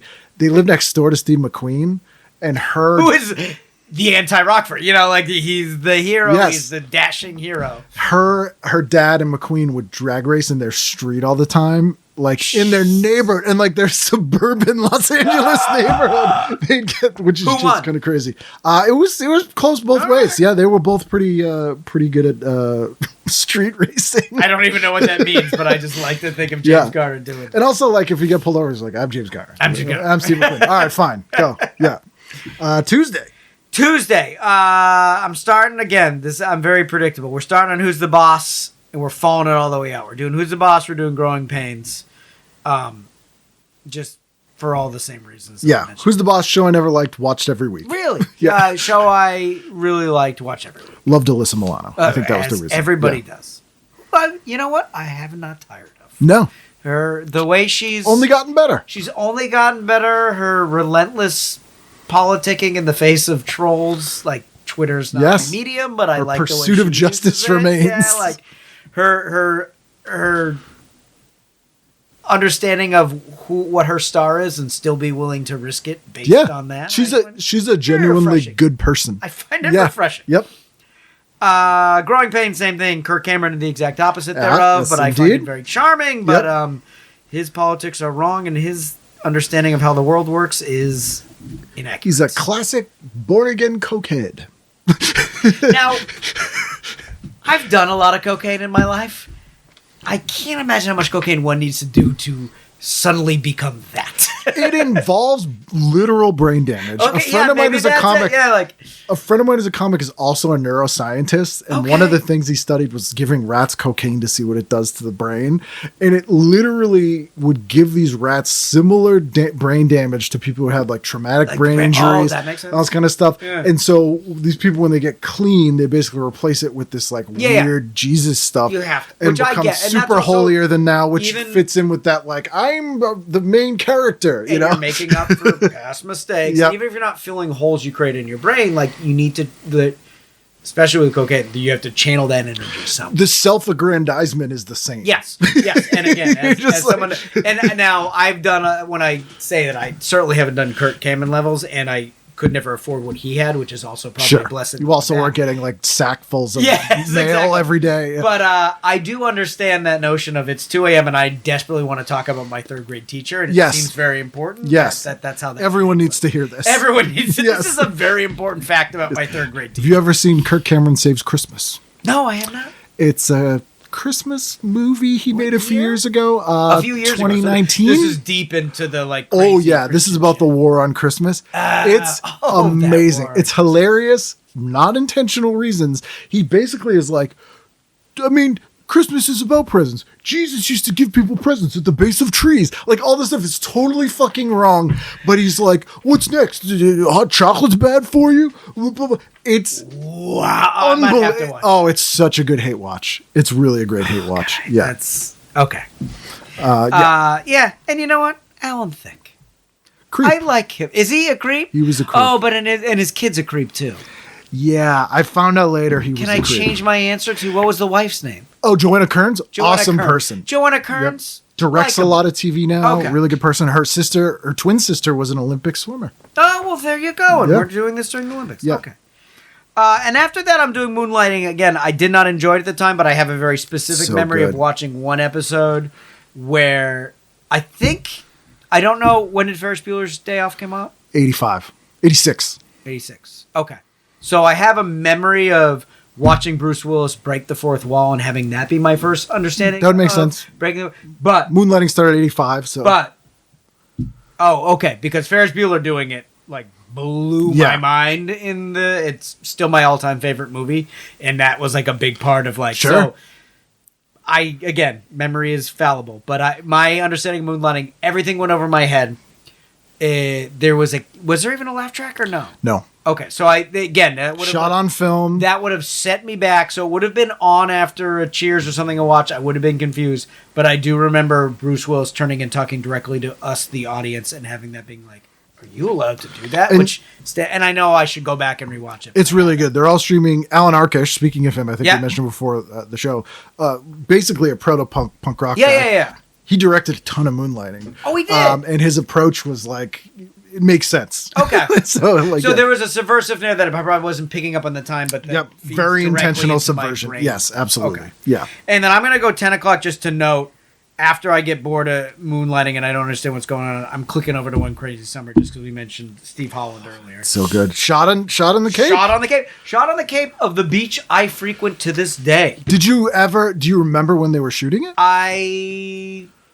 I remember people telling me that it was happening. Okay. Which would have been like what? When was it filmed? 85. 85. So I'm old enough to. I'm like 8 or 9 at that Yeah. point. So I'm old enough to remember. So, and when I say shot on the beach, these are very long beaches. Yeah. That they divide up by various names Right. and It was parking shot lots. mostly in Hyannis. It's essentially yeah. you share a shoreline, but you're loyal to your parking lot. So same beach, couple of parking lots away, but there's a possibility I could have walked over there at some point. Better Off Dead hadn't come out yet. They did a screening of it while they were filming, which is why Cusack won't speak to Savage Steve Holland to this day. Oh, really? He was like, you made me look like a fucking fool, like acted like he didn't know Better Off Dead was a comedy. Wouldn't speak to Savage Steve Holland for the rest of the shoot. On One Crazy Summer. Yes. Like, Yeah, midway through the but shooting. wasn't Better Off Dead successful, like in its own right? It hadn't come out yet. Oh, so they did okay. like a cast and So crew he screening. saw It while they were filming, was like, you made me look ridiculous, whatever. And they're like, what? And Curtis Armstrong was like, there's nothing in Better Off Dead that's not in the script. Better like, Off yeah, Dead? Like, yeah. how he looks good, fine in Better Yeah. Off Dead. And so the only person who was like, Conquers K-12. it's fantastic. Yeah.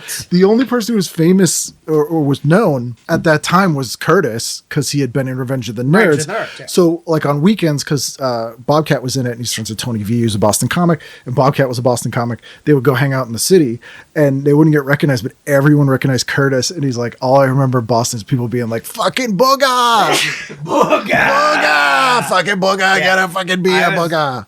Gonna name one of my kids Harper, and then both my wife and I said, I was like, but wait, she's gonna be Happa. Happa. Vivian Harnett. Fucking booga. Yeah, love that movie. And Spencer for Hire is on, which was also shot in Obviously. Boston at the time. Obviously. The great lie when we were kids, would someone would be like, my uncle, cousin, father was in Spencer. was a killer on Spencer for Hire. Oh, yeah. Yeah, and it's Everybody like, knew that. couldn't prove Everybody met a guy in Aerosmith at some point Yep. and had an uncle that was in Spencer. And then That's later just growing up around. got in a fight with Marky Mark. Those Oh, were like yeah. that's Or the was Trinity. it beat up? Yeah. Yeah, that was the Or Trinity. potentially racially assaulted. Yes, yes. Depending on how accurate Marky we want to Mark. get. All right, so yes. Wednesday, moving along. Same thing. I'm Perfect Strangers. I'm head of the class. Yeah, Valky. Hilarious. I mean, the fish Very out of broad. water, I don't know if that, like, It's our like I Love sensibilities Lucy. have changed, but I feel like we've almost come full circle where it's like, we're not lying after. I don't quite know what the weirdly- contemporary mores are on that, but Perfect Strangers is another show that I didn't like at the time, but watched every week. I've gone back and forth on it. It's very broad, very physical, very I Love Lucy comedy. Yeah. But Cousin Larry Appleton is such a fucking He's a great selfish straight man. asshole. But though. isn't he a good straight He's man? a good like in how straight he's man, portrayed? but Yeah. he's also a dick. Like Okay. he's kind of the villain of like every bad thing that happens is because of Right. him. Balky's the good person. Yes. And so you're actually not really laughing at him being a dumb foreigner, which it's Bronson Pinchot. How do you Bronson pronounce it? Pinchot, yeah. Like same thing with his character in Beverly Hills Cop. Yes. Like he's playing what would now be considered a terrible stereotype, but he plays it so well with such a vibrance that I'm like, are we not? And again, I'm saying this like I'm not one of those reactions. I'm not allowed to like anything anymore, but I'm also not. I'm a man of a certain age. Yes. I love his performance. There's a way to do it. I like his performance as Balky. And I understand if contemporary we're not supposed to anymore, and I'll acquiesce to whatever I'm told. But the fish out of water element and the energy he brought to that character, I enjoyed. He's sincere as the character and like loving. Yes. Like yes. Cutler was kind of a dick. The straight man asshole was like that thing. Yeah. This episode of Head of the Class, by the way, stars a former Boston punk rock kid. Who is? Christine Elise McCarthy. Former Boston hardcore kid. She played Emily Valentine on 90210. Yeah. In all these TV shows. In this episode of Head of the Class, she plays the tough girl that Arvid Ingen goes out with. Arvid the nerd. Yeah. Yep. Good for Arvid. First of all, way at Arvid's league. Yeah. But absolutely. Good for him. And then I'm watching MacGyver. It's the fact that it's still an adjective that we use to describe jerry rigging stuff. A cultural phenomenon. And I haven't gone back and seen. I would like to go. Like, at the time, I remember thinking it was very clever. You've probably watched them. Is it not that clever? It's like pretty terrible. Okay. Yeah, the science doesn't check out. Okay. I'll say that, yeah. I liked a lot of the MacGyver ripoffs. There was one called The Wizard that starred a little person, David, I can't remember his name. What year is this? 86, 87. Okay. He was the lead in Time Bandits. Okay. He played a toy genius inventor who gets always pulled into crimes and stuff solving and has to use his invention prowess. Okay. But he's a little person, but they never met. It has nothing to do with anything. Okay, but so it's like talking about social mores. That wasn't the butt of the joke. Or like everything had to be. He couldn't figure out how to get up a top. So it was MacGyver. That was a little person who was an inventor. Cool. But those made sense because he was supposed to be like an electronics genius and remote controls and all this stuff. What was MacGyver's deal? Was he just a? They never knew. It was so like intentionally vague. Yeah, because he worked for like this agency that you didn't know was government. Maybe it wasn't. They didn't even tell you his first name till like the last season. Like, you didn't know what his training was. Is it like when America first realized what the CIA was doing? Pretty much. Where it was just being like, America woke up and being like, oh yeah, like we've been. But it wasn't people even that don't exist doing stuff to destroy the world. Could have been a non-governmental organization. Like we just didn't know. Okay. Yeah. Have you seen Rubicon, by the way? No. Oh, must watch Rubicon. It was 2005. It was when AMC started doing their own shows. You would love it. It's basically about this think tank that works with the government, and you think they're good guys, and then as it goes on, it's like a kind of a conspiracy show. It's very 70s paranoia, but it's very good, and it's almost like the agency that MacGyver works for. It's like a show about their office. Like, it is really the good. IT guys? Yeah, kind of, yeah. But it was AMC did Mad Men, Walking Dead, and Rubicon. And, okay. So they had all these hits. And that was hits. The one that didn't. Rubicon did well, but they were like, we want to put more money into the two that are doing really well. So we canceled Rubicon. So it was one season, but it was awesome. Yeah. If you like MacGyver, Rubicon's like smart. I like the concept of MacGyver, but I can honestly say I have not watched MacGyver since 1987. It's very silly. I mean, they do an Amish episode. Yeah.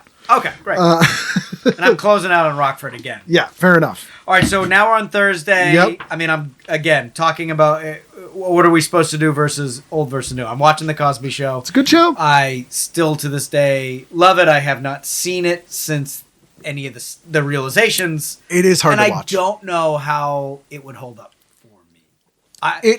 Everyone else is great. Wants to separate everything from the artist, but I'm not sure if I can. You can't with that show. Yeah, because there's so many things that reflect his crimes on it. That I remember the thing about the barbecue sauce. Like I know that's in the. He's an OB that works at home.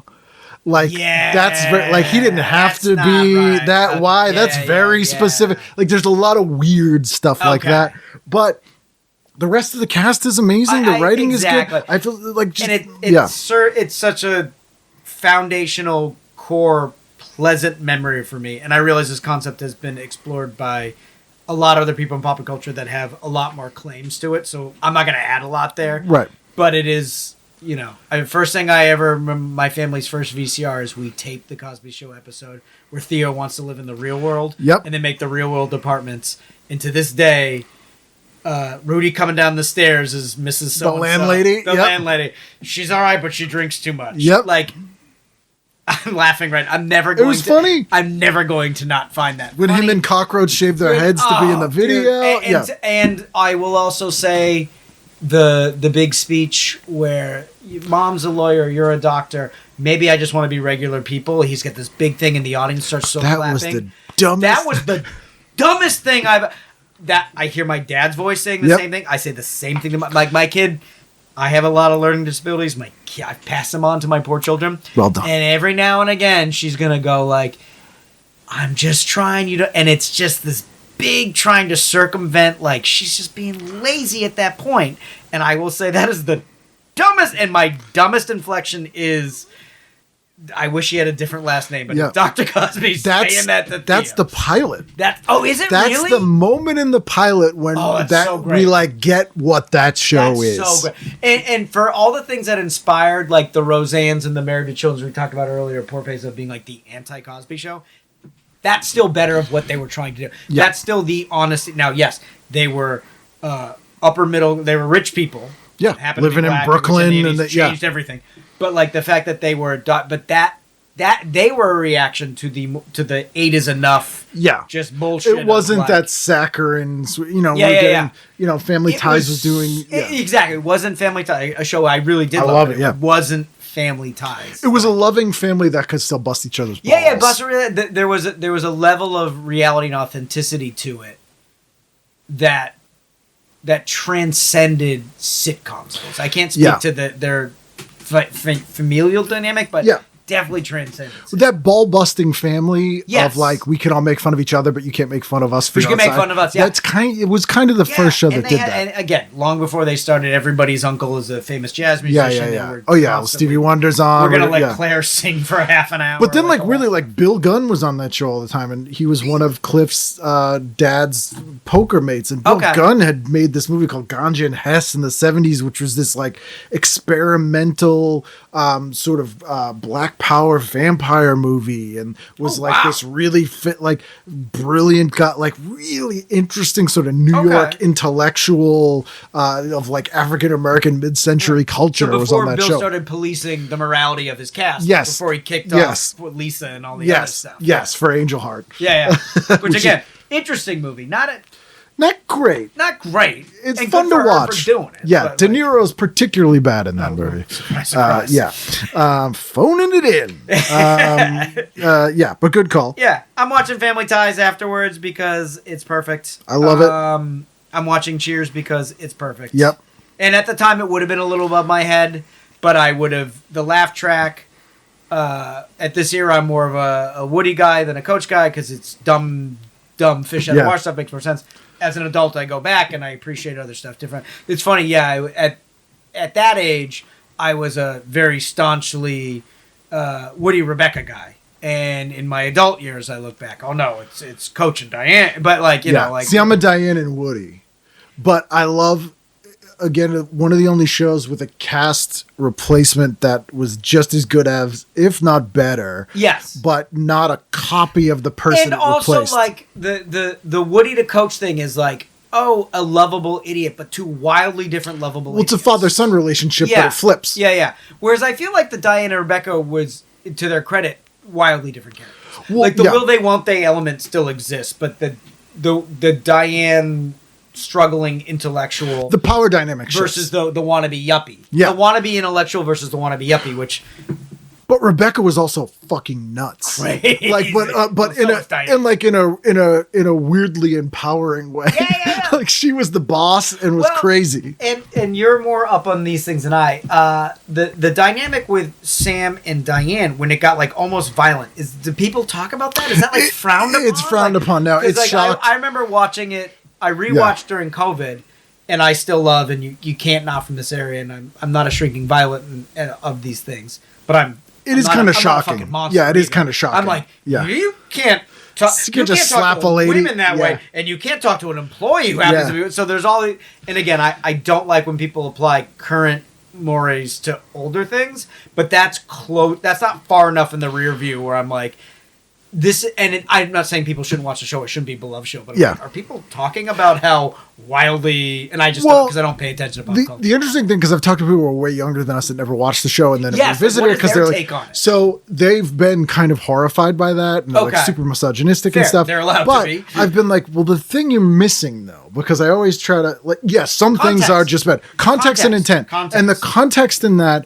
is not just time, but place as well. So place-wise, Boston specifically has that the student intellectual interloper relationship with the locals is a sort of fairly unique thing to hear. Yeah. And it's not it's gentrification, but within a context that white people can desperately understand because it's we're the working class people, quote unquote sane, pushing each other. But she's this college kid who comes in, so it's not necessarily I'm doing this because you're a woman. It's you're this intellectual rich kid kind of thing, and that gets sort of lost. When you put it in that context, it's easier to sort of take. But wait, so I'm going to challenge you on that. Is Sam that? Because Sam's an ex-ball player that I don't even know if he grew up in Boston. Did he? Didn't. But Sam, see, the thing about Sam is... You could tell me that this is Cliff, who I know for a fact grew up in Somerville. Yes. I have to tell you of a game I played during COVID, but go Absolutely. ahead. So Sam... And Ted Danson told me this. Yes, right from the horse's mouth.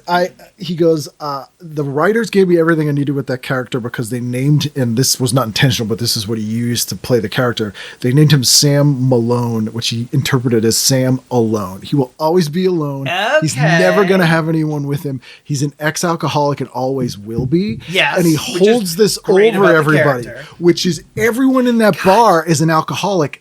But he's the only sober one, and he lords it over everybody. Was that written into it, or is this Ted? But no, wait, was it written, or was this Ted's interpretation? The alcoholic was written into it. I know he's a recovery. The alone part wasn't, but the alcoholic was written in where he was broken down from, his success was killed.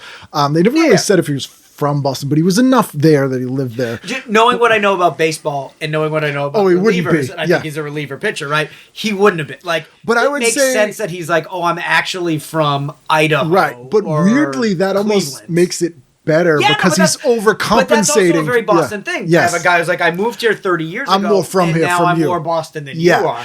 And then you get like a Clavin, right?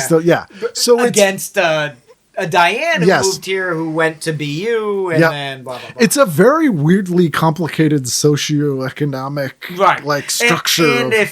And it's a great show and it's great written, but if you and I weren't from Boston, we wouldn't get that stuff. We haven't thought about it. But potentially more so than the writers that did it. That was having spoken to the writers, unless they're revisioning history, that was in there.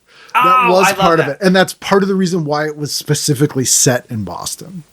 Oh, I love that. Because it has that odd dynamic mixture of people. Which I've traveled a ton. I've never lived anywhere else. So I feel like I have a decent understanding. Again, touring for years in a band. I've seen a lot of the world, especially the United States. So I feel like I have a better understanding than But I've never left. I've never not had a mailing address. Sure. Well, it's also, especially in America, Chicago's a bit like this, but to have people who have roots that are 10 times deeper, longer than the rest of the country. Which, in contrast to so many people coming in and out from school, it makes it even more. Yeah, I never even thought so about that. It's a weird place to have that kind of thing.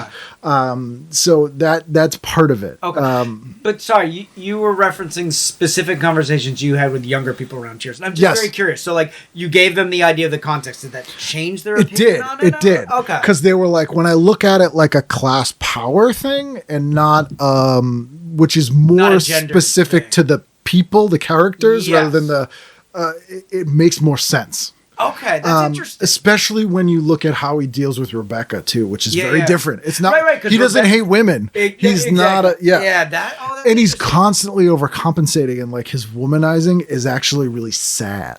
It's never seen as he's so cool. You're you feel bad for him. Yeah. A lot of that is Danson, who's bringing that to it. Who's just such an incredible actor. Yeah, but you're right.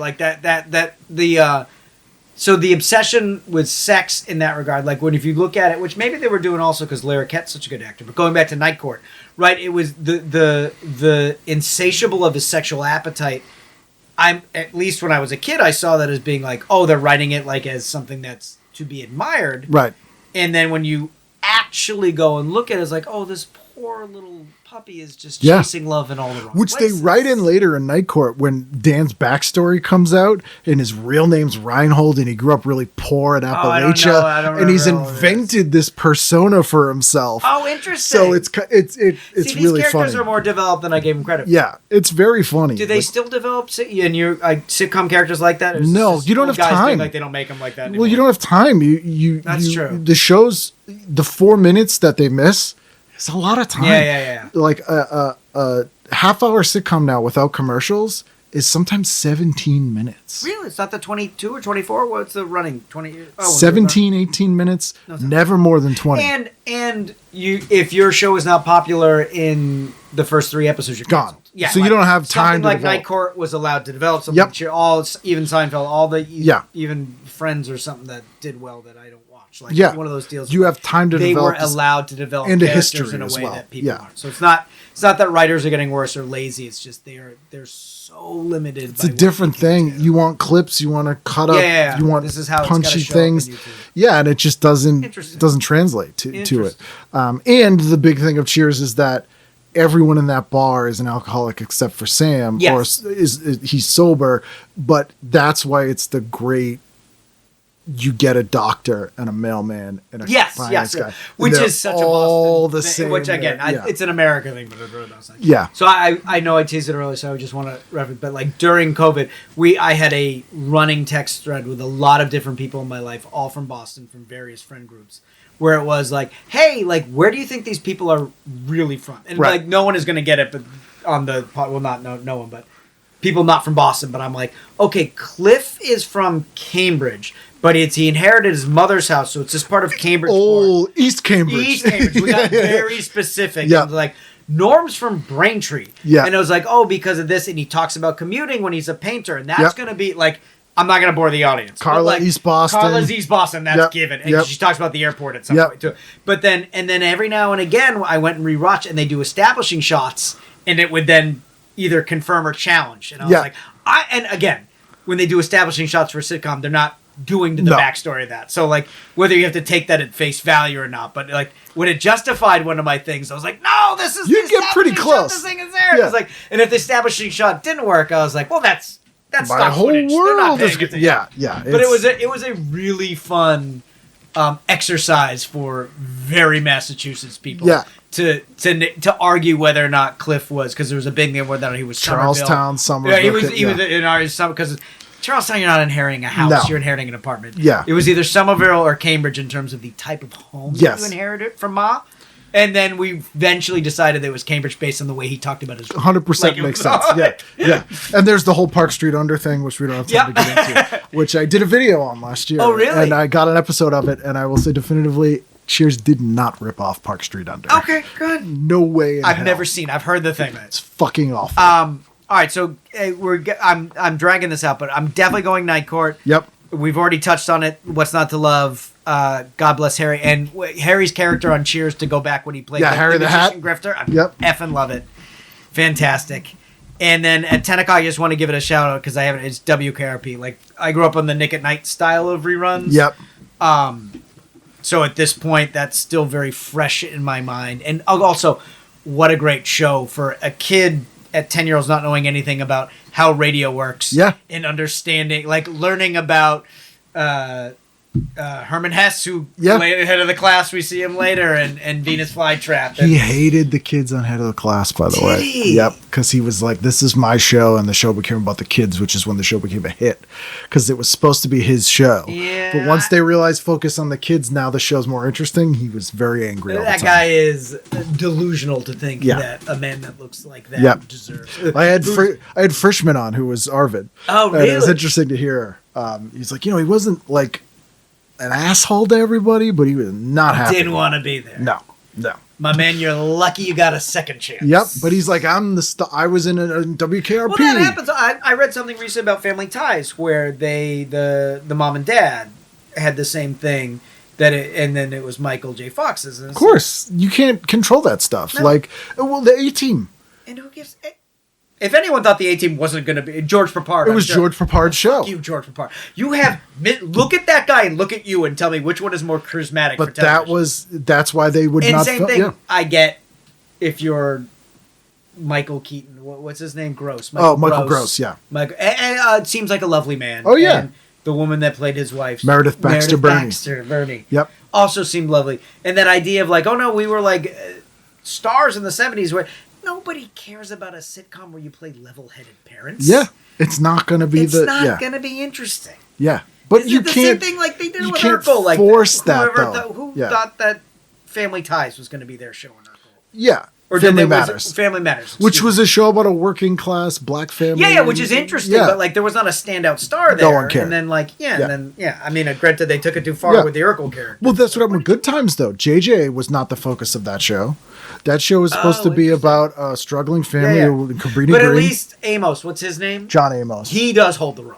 But he quit because that show became not about him and not about the He's parents. the only one that could do that. I'm like, good for you, Johnny. Yeah. Like he's But the only they- one out of everyone we just mentioned where I was like, Yeah. fuck you, you get what you get. Right. You're in a sitcom. But he was like, no, Amos this at isn't. least was an actor that had presence and could hold a room. Yeah. Other guys were just like, no, you're a wallpaper anyway. It's silly. It's the JJ show. It's the yeah, JJ show. Yeah. And Dynamite's good. I've done What do you shows with him. With JJ Walker? Yeah. Weird guy. Yeah? Dated Ann Coulter. Really? Yep. Oddly Wow, conservative okay. dude. Friday, Really? final night of the week. Not Dynamite. No.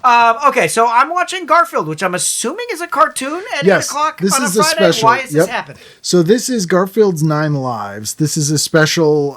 He had a series of specials. He had pretty much a new special Hold every on, can I year for about 2 interrupt years. for Yeah. the listener?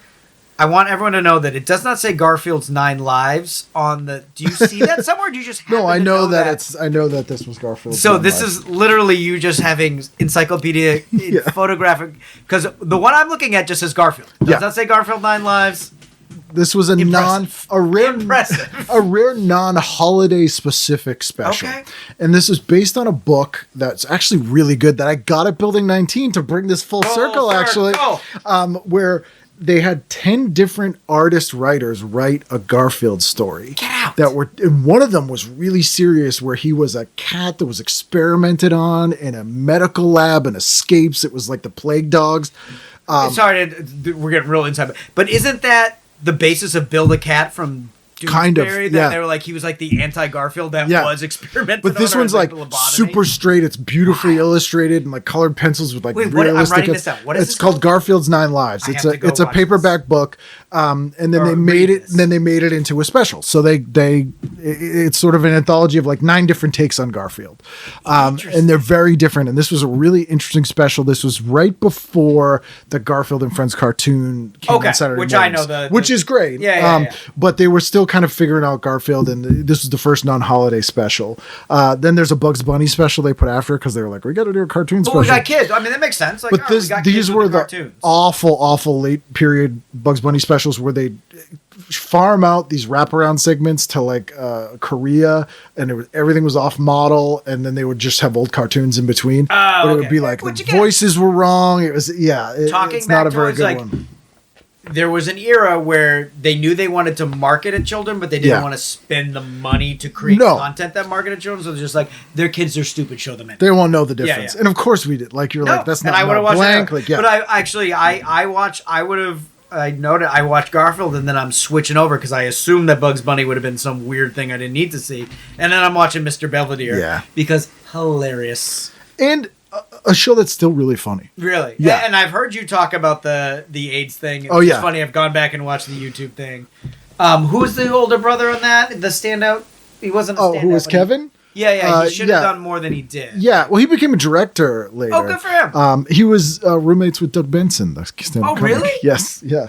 I've had all the kids from Belvedere on the show. Really? I have to go back and listen. They all still hang out. Once a year, they meet up and they go out for Is dinner. Mr. Belvedere still with us? No, he's no longer with us. But Irene Graffer's the mom is still. Euchre's still around, but he doesn't. He's kind of He's doesn't big live time in him. and he's Euchre. also He can't do it. old. He was old He was then. old then. But yeah, they're all still like at holidays. They go out for dinner, Oh, that's Christmas, and what- like that's so sweet. yeah. Tracy Wells is a really successful real estate person in LA. They all get along well. And it's, again, fish out of water, ha ha ha. But like a fancy English butler with a Pittsburgh, a working. They're in Pittsburgh. A slightly, I mean, obviously elevated because they He's can a afford a butler. sportscaster, He's yeah. But like, that's funny. But That's a weird never not funny. Barney Miller guys who really? created it. I didn't know that. Afterthought show.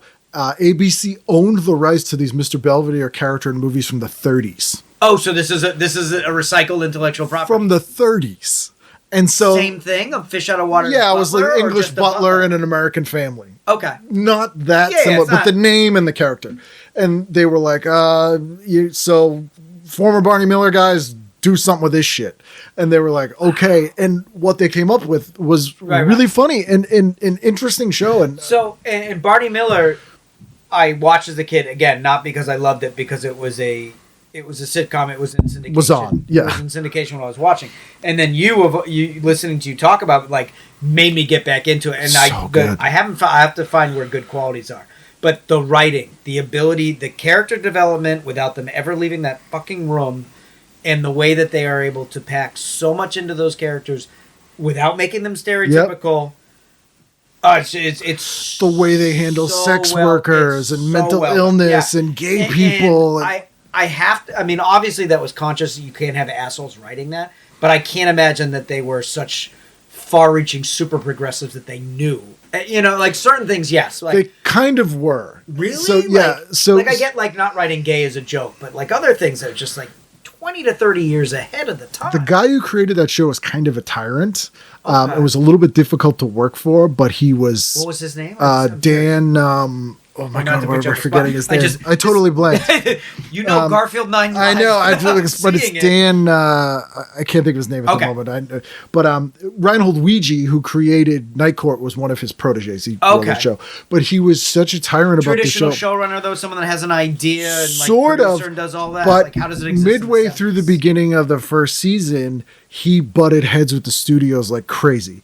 He managed to get after the first season of Barney Miller, there's no live audience. Which he was like, I don't fucking want an audience here. It makes the show suck. We have to play for weird things. It takes all this time. We can't do the jokes Which we I don't want. disagree with. And the studio was like, no, we're not doing it. And he's like, well, then I'm not doing the show. Okay. So they were like, fine. And then the gay character shows, they were like, you can't do this. And he's like, well, I just did. Fire me. And they were like, This is his original asshole. But Yeah. like he's like, I'm doing. So like the studio was like, we can't have this fruity fella in here. Yep. And he's like, yeah, we are. he's like, well, I just did. So go fuck yourself. Basically, was his whole thing. that's cool. And they were like, okay. And the show was a hit. So he was like, fire me. And they're like, Yeah. "Well, okay, we won't. So he really was like, this is what I'm doing. Like it or go fuck yourself. And came But up when you with the say show. hard to work with, in like he was staunchly into his vision, or Yeah, he he was an was- asshole? Like, which I know you can be both. He was but- always about the quality of the show. So he's Okay. like, this show's So he got to had be like good. a Norman Lear kind Kind of demanded the best from I'm doing everybody. a play that just so happens Yeah, to be a situation. we're working long hours. We're gonna do like it's we're gonna doing be a rewrite yeah. at the 0 hour. Yeah, Just deal with it. sorry guys, we're gonna Yeah. be here till 3 a.m. Which I appreciate. Right. It's not my boss telling me. I appreciate it as somebody. That Which is another reason why he didn't want an audience there, because he's like, we can't keep an audience till 4 a.m. no, to shoot this thing. And I'm going to rewrite. But this, he's so like, it's but right. this show's gonna be good. So he was all about like this wow, show's gonna okay. be good and the characters are What gonna was be his good. name? Oh, you don't Dan, know. Dan something. oh my God, We can Google it. I have to look it up now because I know it. And let's see, Barney Miller creator, Danny Arnold. Danny Arnold. Yeah. Okay. Danny Arnold. Interesting, but I don't. Yeah, it's not. Again, very similar. I hold him the show in a Norman Lear type environment. It was kind of the only thing he did. Okay. That's interesting. another reason why it was so. And him. where was he in comparison to All in the Family? Like where are they landing and when they come out? Same time, All in the Family 72, Barney Miller 74. 5, I think. But Poe, they're contemporaries. They were on at the same time. Like that idea of the Norman Lear approach to I'm doing plays that happen to be situation comedy. Yeah. And Danny Arnold had written on other shows before. This was the first show he ran, I believe. Okay. But it was like, this is his show. He's there from day one. He's making it good. And that's it. Like, it's like his thing. Now, where can I watch it? I have like Pluto or something. I'm getting Pluto, shitty versions. they're on, the first 2 seasons are on Prime. Okay. that's Different what streaming services have different Okay, seasons. Just It's a when weird I one. went back, like I'm talking like within the past year, went back and started to rewatch and was loving it based on, Yeah. like we said, the writing and So how the acting is so good. Yeah. development and how quick everything is. But And Max not Gale, who's cheap. Wojo, is like the most lefty guy I've ever met in my life. Like But- communist lefty. But he also is a very Massachusetts right wing. In Yes. that he was in theory, but not actually in practice, which again is Leave like, that queer alone. Who alone? Who cares what he does is what gross. cares what exactly. yeah. This is America, you know, Yeah, like yeah. and growing up around in Massachusetts and around veterans too, just that was like it was more hard. It was more conservative than who I or my direct family was, but it was still very much that. It was like attitude. a righteous conservatism. Yeah, almost. but not in practice too. And No. never based in religion. Yeah. God. Or like a dogma. Mind your which is business. mind your business. Yeah, yeah. And, hey, I'm not into this fruit, but mind your business. Yes, he's a good guy. Whatever. Yeah. Again, not a right way to live, but very honest and like. And unique, not a Unique. normal. Yeah. No, and he was like that. Like when he'd go on a date with a prostitute. Yeah, yeah. Like, and he hit it from the yeah, gang for that. yeah. Which interesting writing. Like less defending the morals of an imaginary person. And more like the writing of like, that's interesting writing. Yeah. Like we need this guy to be a certain way, to play a certain and he was dumb in quotes. You know, and But it was the father-son thing with him and Barney. Yeah, and the way he would constantly being forced to reevaluate his understanding and perspective of the world, and occasionally change, Sincerely and do it. and occasionally not. Which Yeah. is also wasn't like they weren't always teaching him a lesson, and Woj would come around. Yeah. Sometimes he would just be like, "Nah, he was still Wojing." Yeah. You know, like which is that's real life. It was, you know, yeah, like, it was consistent. Yeah, the characters were so good on that. So Yeah. good. And then another show that when great characters left, died, moved on, they replaced them with even better even characters. better people. Yeah. And again, as a sitcom aficionado like yourself, what a great scenario for we need to have a stable thing with a cast. So it's a bar, you Yep. know, like you can get Harry the Hat to come Yep. in and do something. It's a police station. Different people work Different here. people are getting thrown in jail. Like the way they could introduce a character was picked up for mugging or picked up Yep. for that, and it could either be a sad story or a funny story or just a wild Which story. is what Ouija took to Night Court. So Night Court's like Yes, a broader exactly. Barney Miller. broader Barney Miller. And if you watch the Yes. first 2 seasons of Night Court, there's those serious moments I have of to like go a back. I don't heartfelt remember. thing. Yeah. They kind of ditched that later. Okay. But the DNA of Barney Miller is. I've in never Night Court. connected those two properties, but that makes total sense. Very similar. Like quite literally. Yeah, very First similar. you get prosecuted. Yeah. Oh, I mean, yeah. I guess technically you do Night Court, Yeah. and then technically Yeah. Barney would arrest you, and then, And then you go there. You'd go and yeah. and The represent you, creator but- of Night Court was like Danny Arnold's protege, and sort of moved on to Okay. yeah. So he that wrote totally a lot of that checks. stuff. All right, yeah, close it out. I'm final gonna note. watch Max Headroom just because Great I'm a show. person of a certain age. I couldn't tell you if it's a great show. It's just one of those Subversive as hell. subversive as hell without making any sense. Which to 1987 me, which is kind of a reoccurring theme of there's a subversive to it that I didn't understand at the time, but it kind of got into my DNA and my core. And I It still holds up. It's super subversive. It's anti-corporation, which is crazy. Yeah. The fact that Max Headroom became the Coke He was a spokesperson Coca-Cola spokesperson. later, like nuts. Like you watch him and be like, how did this happen? because people are dumb. They are dumb, and it was a US-UK co-production, and the UK side was much more influential in the making of that show. Oh, good. Thank God. Yes, and Give it's, that one to the Brits. Although some of it too, you're like, it's like watching Running Man now or RoboCop. Stuff that was enjoyable, sometimes you're like, ugh. Yeah. And it's a lot of that in Mad Max. And the theories is like, I agree with the way that RoboCop is portraying police corruption. except for maybe like don't turn him into a fascist robot. Sure. Is not the way to yeah. answer. And sometimes this. you're like, whoa, this thing that was so ridiculous it was funny is now too realistic, and now I feel like kind of like some of that Max Headroom. You're like, oh boy, yeah. But Two good seasons show. away from the Gladiator. Yeah, match. good show. I would recommend. That's a good week of TV. You picked a good week. All right. Yeah. It's a long week. And It is I true. apologize. I've taken quite all right. much of your time. But Quite all right. People like the long ones. It's been nice having you here. Thanks for breaking the seal on people coming over the house. Speaking of breaking the seal, I've drank 4 beers during this, and I have not peed yet. All right. I'm going to do Let's that stop. right now. Let's. So- Well, not right now. Oh, Please please. go to the bathroom first. Yes. Well, thank you for doing it. I'll put where people can get the book, and yeah. Yeah, I will. I'll share my socials and Yep. then order the book that Full on way. thing. and-